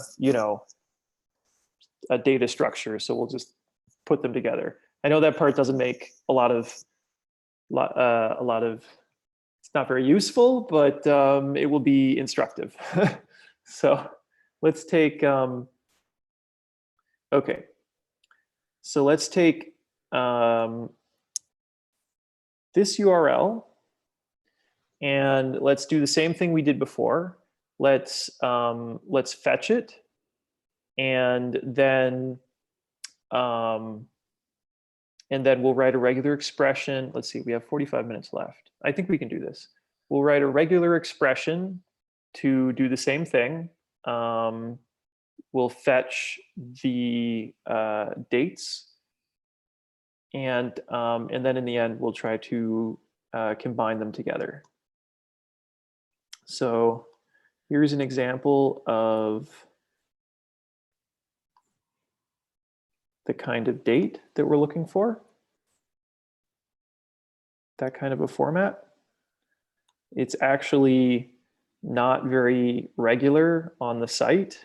So you can see it's using 2 different types of month formats. This is not uncommon for websites to not be very machine readable, and for programmers to have to deal with it. So would anybody like to copy the above code into a new, some new code? Oops, I just introduced a syntax error. Excuse me, 1 moment.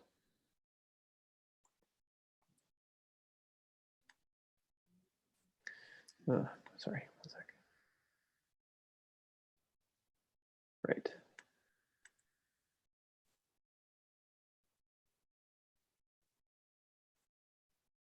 I think that's good. Yeah, okay. Yeah, so would anybody like to copy lines 148 through 156? Just copy that down below. And paste it. Yeah, good. And then if you want to update the website URL.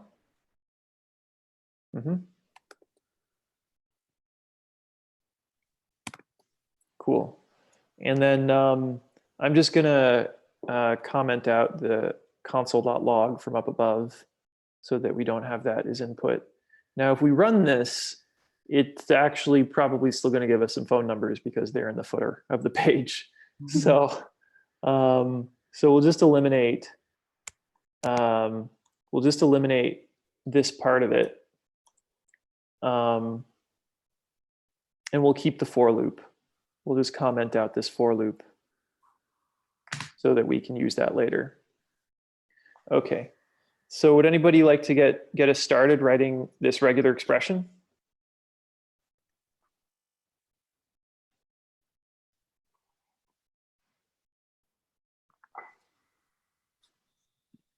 Let's just start with the declaration.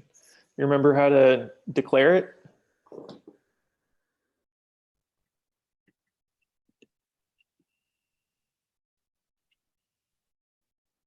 You can't see me on REPL, can you? When I make changes. I don't know. Has it my name pop? You don't know. I was just trying to change things and then I see it doesn't update. I don't know why. Well, I see other people, but I mean, I can read it, the date, //D, curly brace 1, 2. yeah, I don't know. That's not gonna work in this case. It seems a little flaky. I'll tell you what, like if that's not working, just paste your code into the Slack and then I'll paste it into REPL.it. Well, I was just looking at the slides, Oh, okay, yeah. but they're in a different format because that was. Yeah. Well, you know, paste it in and then we'll start with that. Yeah.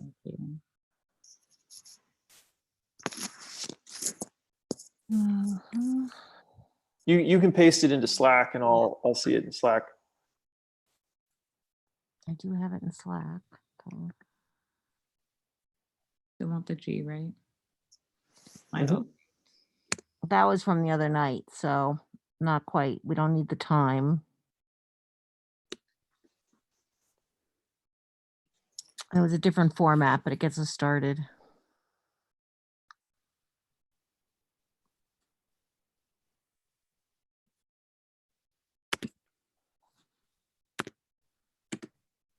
Mm-mm.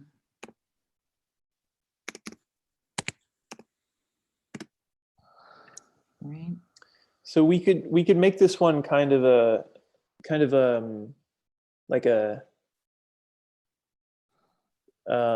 like we could make this regular expression so that it only handles the months February and March. Like we could make it very specific if we wanted to. So if we wanted to make it so that it only handled Feb or March, how would you write that?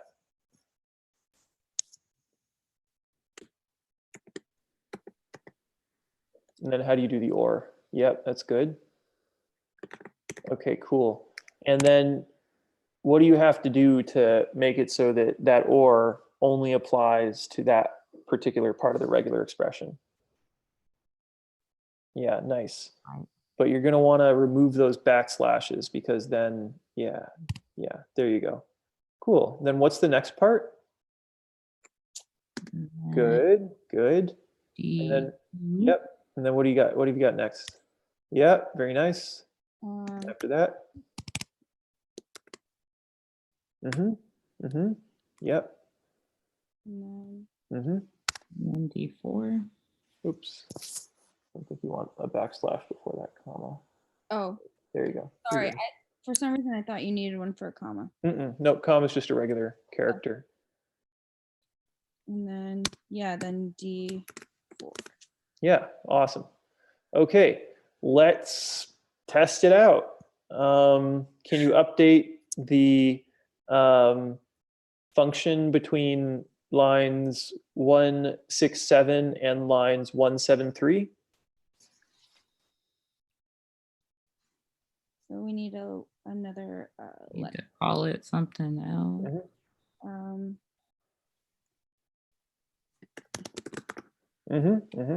This would be D.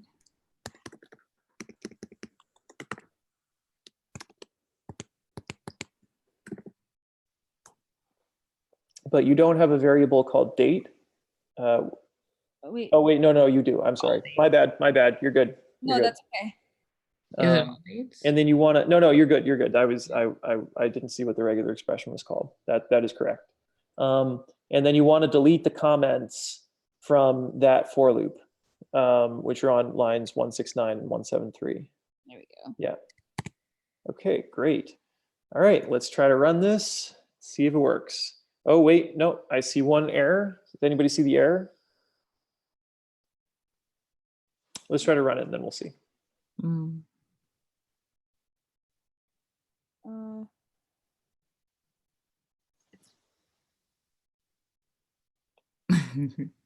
It still gives us. Did it give us phone numbers again? No, it didn't give us phone numbers. It was installing a package. It was reinstalling the package, the node fetch package. No, it's on line 170. It's a bug in the loop.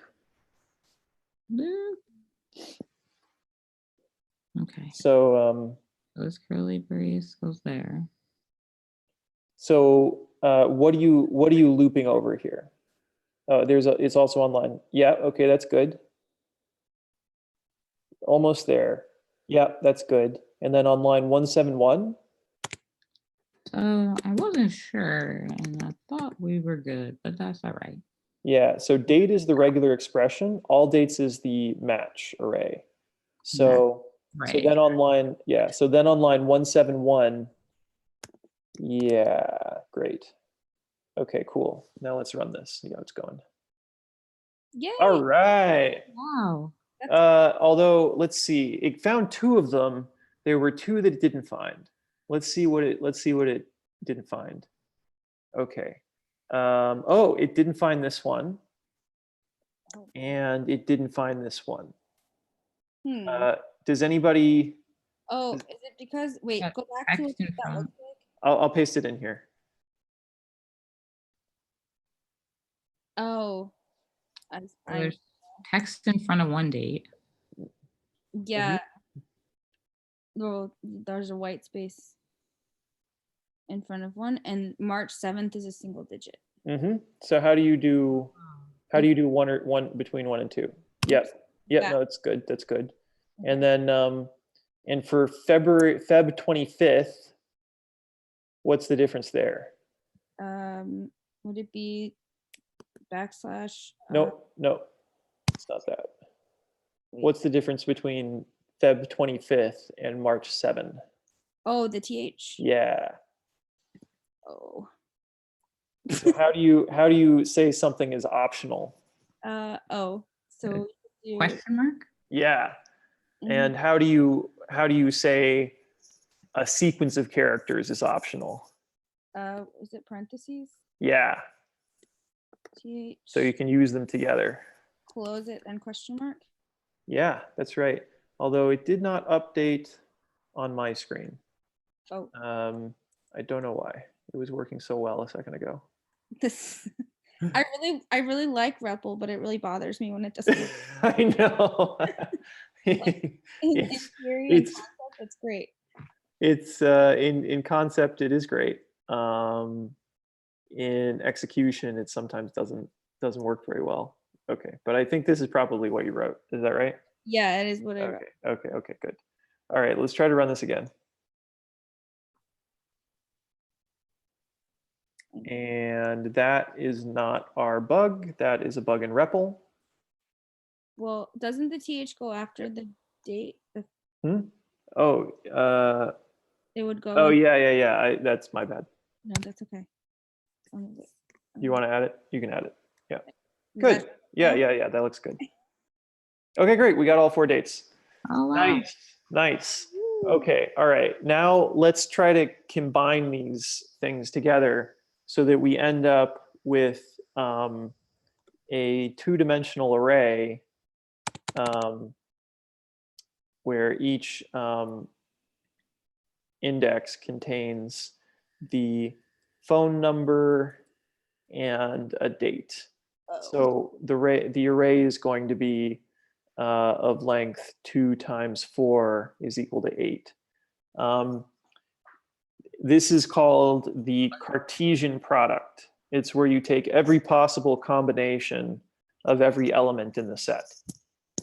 Just for your, just so you know. So let's write a function called Cartesian product. Wow. Makes me feel really like special. Yeah. Cartesian product. Yeah. Yo, my REPL is acting up. It's named after. Where are you typing? I mean, I'm like, nah, I don't know what's happening. right. Which Is the REPL just like totally not working at all anymore? I refreshed it. It's fine now. Maybe I should too. okay, let me too. I think, but that's okay. Yeah, it's tweaking. Okay, well, I'm gonna try to refresh. It might boot everybody out, and if so, I'll send a new link. Okay, I'm gonna click to reload. Actually, no, it seems to be working for me still. Okay. Wait, are you typing right now? Yeah. Okay. I think it's working. So let me ask you this. If you have a website, like if we were doing this, but we didn't know what all the dates were, how would we know if we got them all? Yeah, that is Wouldn't, right? I mean, how do you program without knowing the result? well, Oh, that's why you test it over a large data set. So you know, and the larger the better.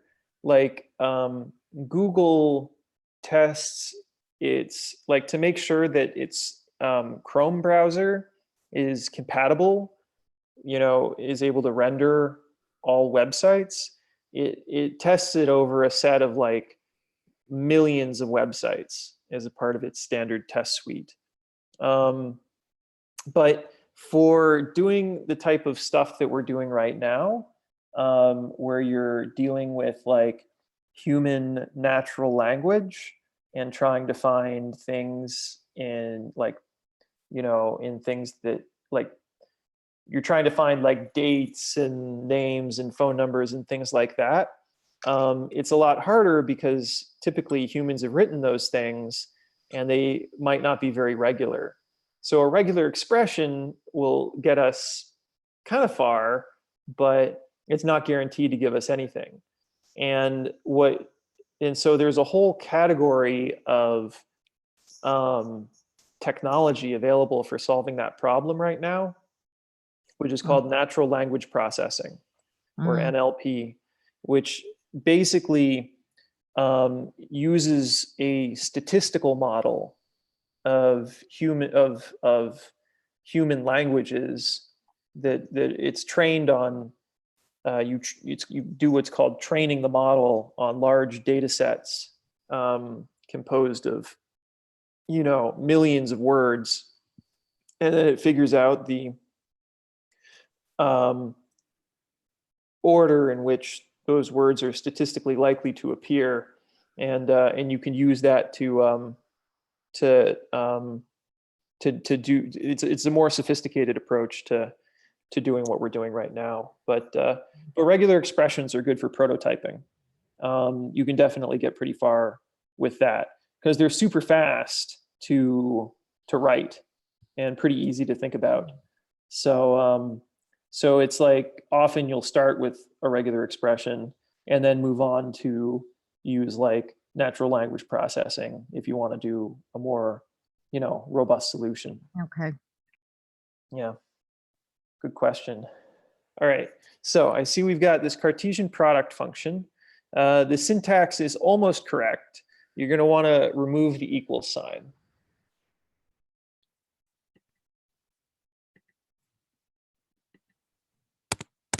Great. Okay. And we want to pass to the Cartesian product two promises, right? P1 and P2. So let's make the Cartesian product take two parameters, call them P1 and P2.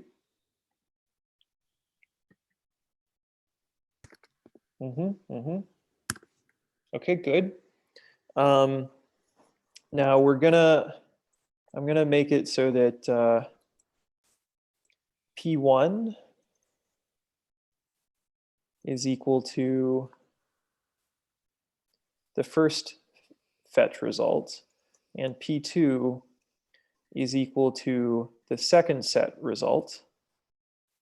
And I'll make it so that we return the matches, the match arrays from both of them. Okay, so, and now let's call Cartesian product with P1 and P2. Okay, so now let's use those promises. Okay, so let's get the, Okay, so first of all, let's wait. How do we wait for P1 and P2 to finish and get their values?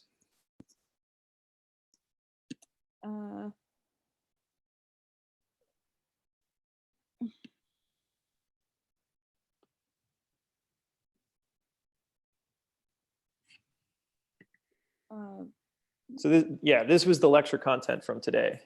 Yeah, I'm just trying to remember. Yeah, that's fine. Yeah, I've got the slides posted in the Google Classroom. Is this resolve and reject? It is actually not. Okay. So the reason why you don't see resolve and reject here is because the fetch function actually is calling those methods inside of it.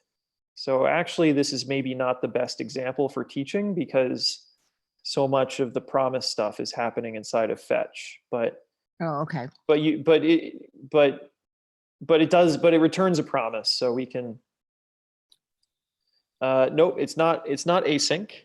It's a good try.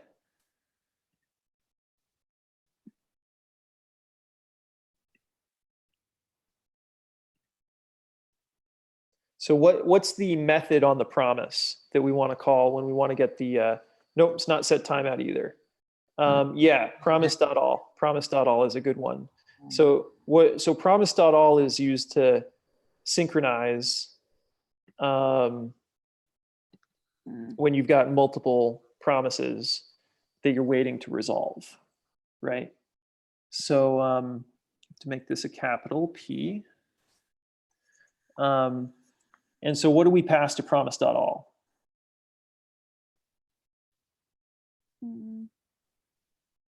P1 and P2? Yeah, that's right. But they need to be, they also need to be wrapped in an array. So you want to. Wait, I think like this, right? You want to, it's a function. So you want to call the function. Oh, I'm in the wrong spot. I'm sorry. Oh, yeah. Sorry. Yeah, 184. There you go. Yeah. And you want to call the function, and then you want to, yep, keep going.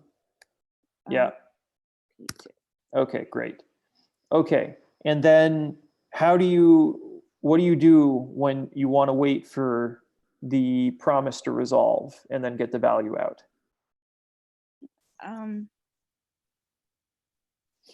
Dot then. Mm-hmm. Okay, so then, and then we do. Right, now you want to pass it a callback, So which takes an array as a parameter. this. Yep, and you want to make sure you give it the parameters that it wants. So it's going to take one parameter, which is an array. Yep, keep going. Here, wait, here or after? Yeah, no, that's the right spot. Okay. Yeah, that's where you specify your parameter. I'm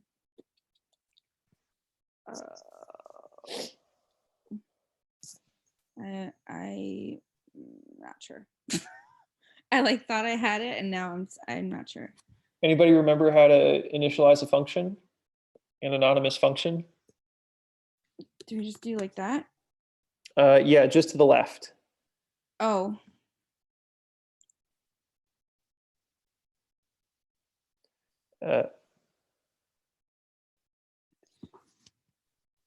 Just to the left of the equal sign. Yeah, and you're going to want to get rid of the angle bracket. Yeah. Yep. And then specify your variable name inside of the parens. So am I going to use Cartesian product or a different? Well, so what are you? So what you're getting back? Sorry, I feel dumb. On date. So what you're getting back is an array, and the array is going to contain two values. It's going to contain phone numbers as the first element, and all dates as the second element. So in fact, you probably just want to call it results because it's an array which has all of the results, the phone numbers and all dates. It's but you want to put that inside of the parens. Oh, I'm sorry. Yeah, no, that's cool. Yeah, nice. Okay, this is looking good. And then you need to close parens as well for the then. Good. Okay, now how do you declare a new block scope for your function? Oh. Yeah, you need a new block. What kind of brackets do you use for that? Curly braces. Yeah, curly. Yeah, so give it an open and a close. Oh, but you want it inside of the parens. Yeah, there you go. Cool, cool, cool. Okay, keep going, keep going. All right, Okay. so let's create a new line. All right, so now you've got your results. Let's just do console.log right there and just see what we're getting. Make sure it's working. Yeah. What are we gonna console log? And then, pass in results. Good. Okay, now let's run it. Make sure we're okay. Good. So, let me comment this guy out so that. Well, actually, yeah, I'll just comment this guy out because we just want to see what the results is. Okay, cool. So we can see results. So in results, we can see that it's a two-dimensional array. The first element is the phone numbers. And then the second element are the dates. Okay. So now we want to write a little algorithm that basically is going to, it's going to be a nested for loop. So you're going to write a for loop inside of a for loop, and it's going to accumulate pairs of values into a new array. So let's start by initializing a new array. Oh. You remember how to do that?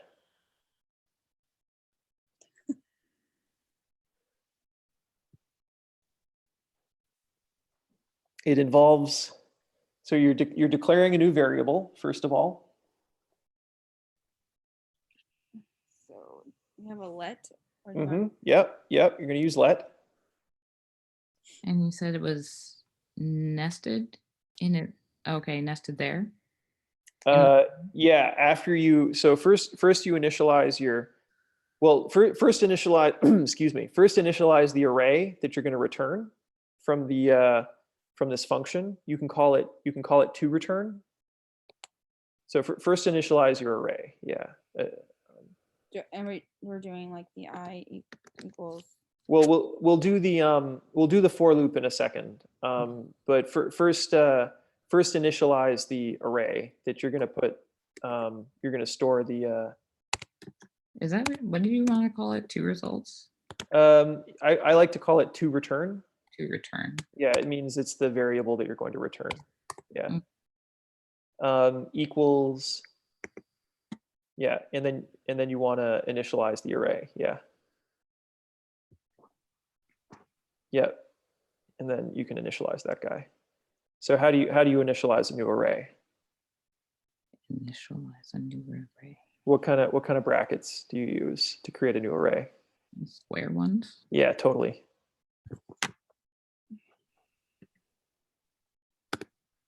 Great. And then okay, so now we can do some loops, right? So we're going to use a loop inside of another loop. So let's write the outer loop. Okay. So can we? Oh, actually, let's do one thing first. Let's get all dates and phone numbers out of the results array, so that it's easier to reference them. Phone numbers is at index 0 of the results array, and all dates is at index 1. So you want to initialize two variables right there and call them like here? Yep. Okay. So 2 lets. And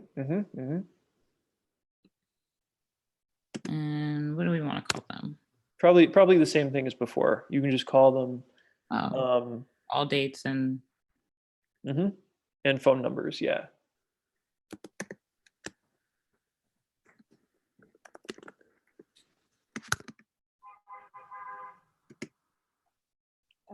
So this is going to be index 1, right? Yep. And then you need to, the other one's index 0. And then you want to actually index into the array, into the results array. Okay. So you got to add one more thing. Oh, sorry. Oh, no, it's not that. It's to the left. Put it to the left. No, the other left. What? Yeah, there you go. That's the spot. Not working. You gotta, yeah, there it is. Yeah, that's how you do it. Great. Okay, good. Now you've got it. Okay, so you've got your variables. Now you can write your loops. So let's write the outer loop. So go ahead and write a loop. So basically the idea is you're going to loop over phone numbers in the outer loop, and you're going to loop over all dates in the inner loop. So let's write the outer loop first. So yeah, you can copy the code, from up above. That's fine. You're just going to have to change one of the variable names for the iterator. Okay. Yep, that's good. Except Okay. we run into trouble because you just copy paste stuff. Yeah. Wrong and Yeah. Well, I mean, it's almost right? So you don't need line 189. Great. Yeah, you can get rid of that. Okay. And then that should actually work pretty well for your outer loop. So now write your inner loop. And then we're going to write for, I should have just copied it, but whatever. But you don't want to use I again. You want to use a different letter. So maybe call it J. Oh. J is confusing Why? because it looks like I. Yeah. Okay, whatever, it's fine.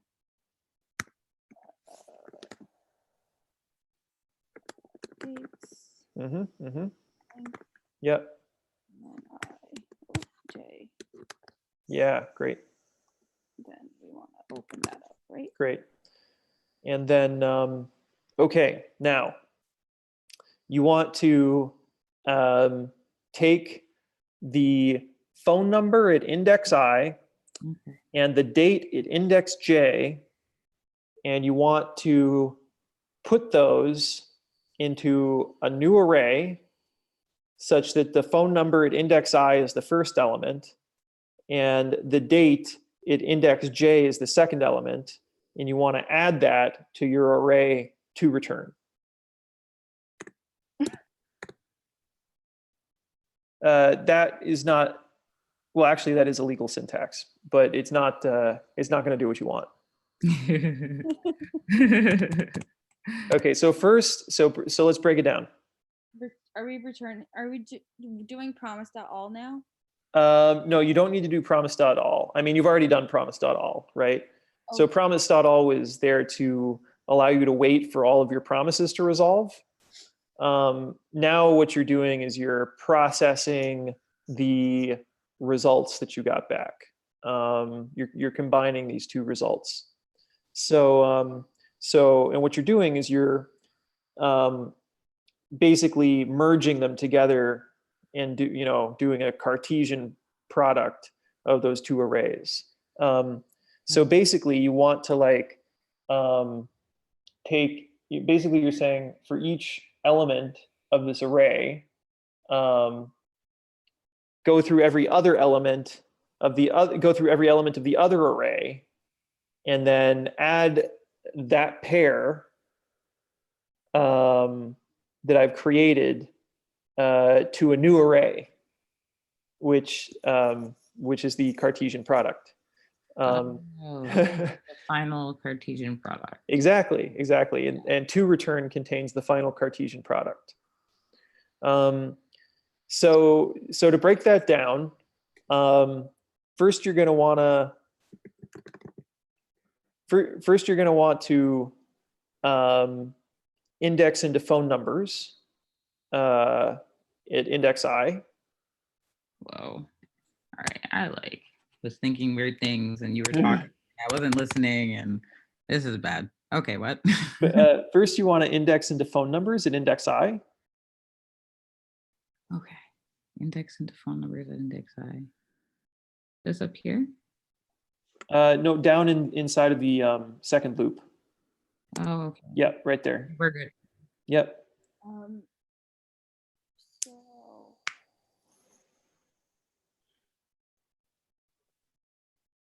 I. So how do you index into an array? You did it up above on line 187. oh,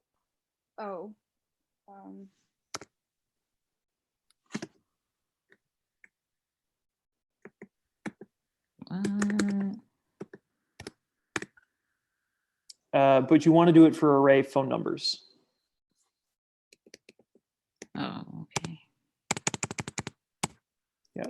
you don't have to return it, do you? You will at the bottom, but and then Wait. So it's just a let. yeah, actually you'll be able to do all of this in one line. So then index into all dates at index J.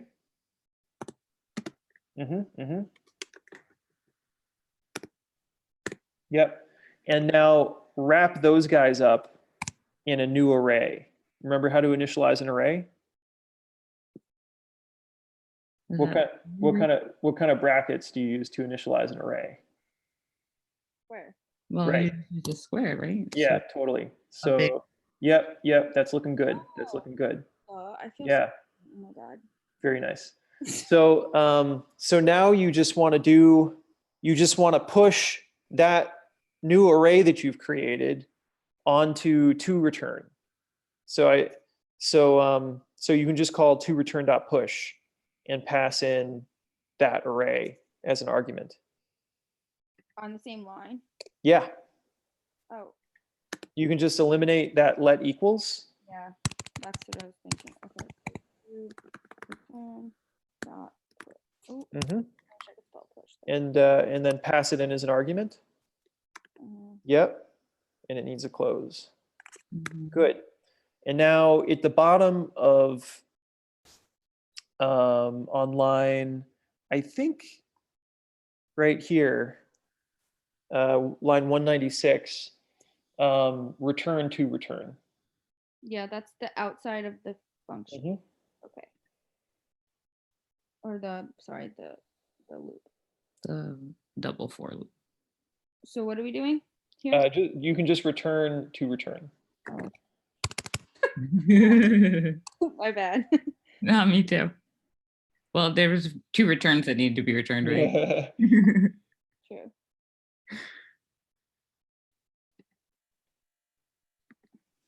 Huh. Yeah, I was like, Right how do I there. case that properly? Right there. Okay, cool. So now we've got one last thing to do.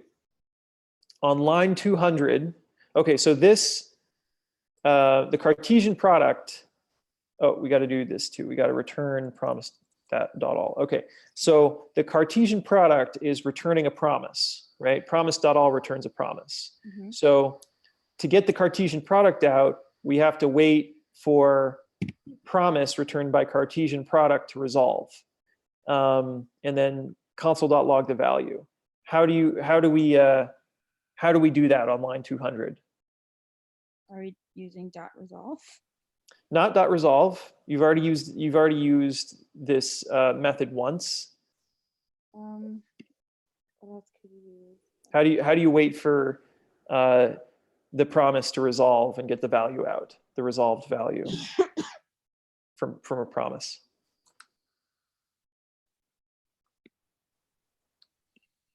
Was it the dot then? Yeah, exactly. So on line 200, add a dot then to the call to Cartesian product. You're going to want to put it after because you're calling a method. After the closing paren. Whoa. Yeah. Oh, it doesn't know what. Yeah, there you go. Good, good, good. And then you're calling a method, right? So you need parentheses.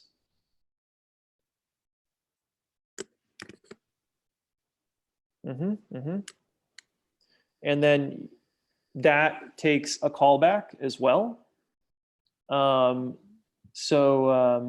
You could actually just give it console.log and it will do the right thing.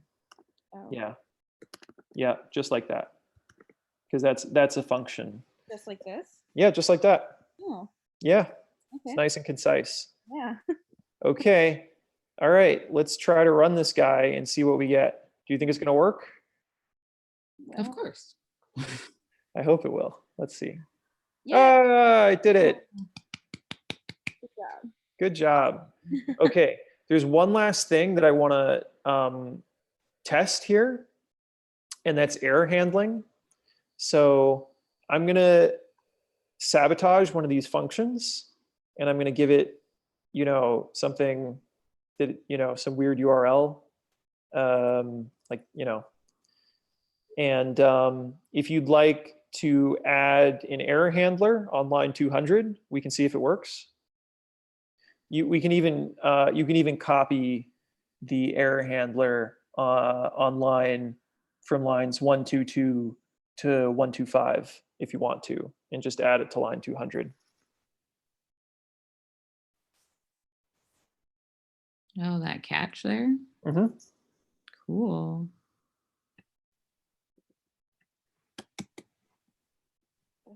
It froze on me again. Great. I'll just eliminate that semicolon. All right, let's see if that does the right thing. Yeah, it did. Caught failure, type error, only absolute URLs are supported. Wow. Okay, so our error handling works. All right, I think we have successfully learned how to use some promises and do some networking and pull some data scrape some data out of their careers in code site. We've got 5 minutes left. Does anybody have any questions? I think I just need lots and lots of practice. Yeah, totally. So I'm Yeah. trying to think like what would be a good, useful kind of assignment or exercise to give you guys over the weekend. But I think that you're going to get a lot of practice on this next week because you're going to be going over like web browser development stuff, and so you'll be learning. You'll like a chunk of web browser development has to do with these kind of networking concepts. So I think you will get more practice. Yeah. Yeah.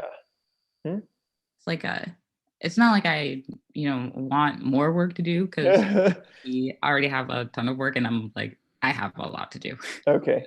But I was sort of thinking about you were talking about making a random student like call Yeah. out student thing. Yeah. Like I was thinking, well, there's like the master list of students, and then Sure. there's a list of students that actually attended today. Yeah. And then there's like all these ways you could console log to check to make sure that it called someone that was actually there. Yeah. You could actually write this as a one-liner, but that's a good idea. That's a good idea for an assignment. Is like A one-line assignment, yes. yeah. I mean, it is. It's a one-liner. I mean, you could write it as a one-liner. It may be a little bit longer the first time that you write it, but you could write it in one line. And yeah, that sounds like a pretty good assignment. So okay, there you go. Write a random write a function that pulls a random student out of a list of students. Yeah. Okay, all right, we've got 2 minutes left. If nobody has any questions, then maybe we can end class 2 minutes early. Yeah, I think, yeah. To quote one of my former bosses, he said he'd talk about he'd come into the office on, at 5 p.m. on Friday, and he'd say, you've done a really great job. Why don't you take the rest of the week off? Okay. It's like, thanks, dude. Yeah. You're so gracious. All right. Okay. Well, thanks everybody. If you have any questions about anything, just ping me on Slack. Okay, great. All right, Okay. thank you very much. Yeah, thank you.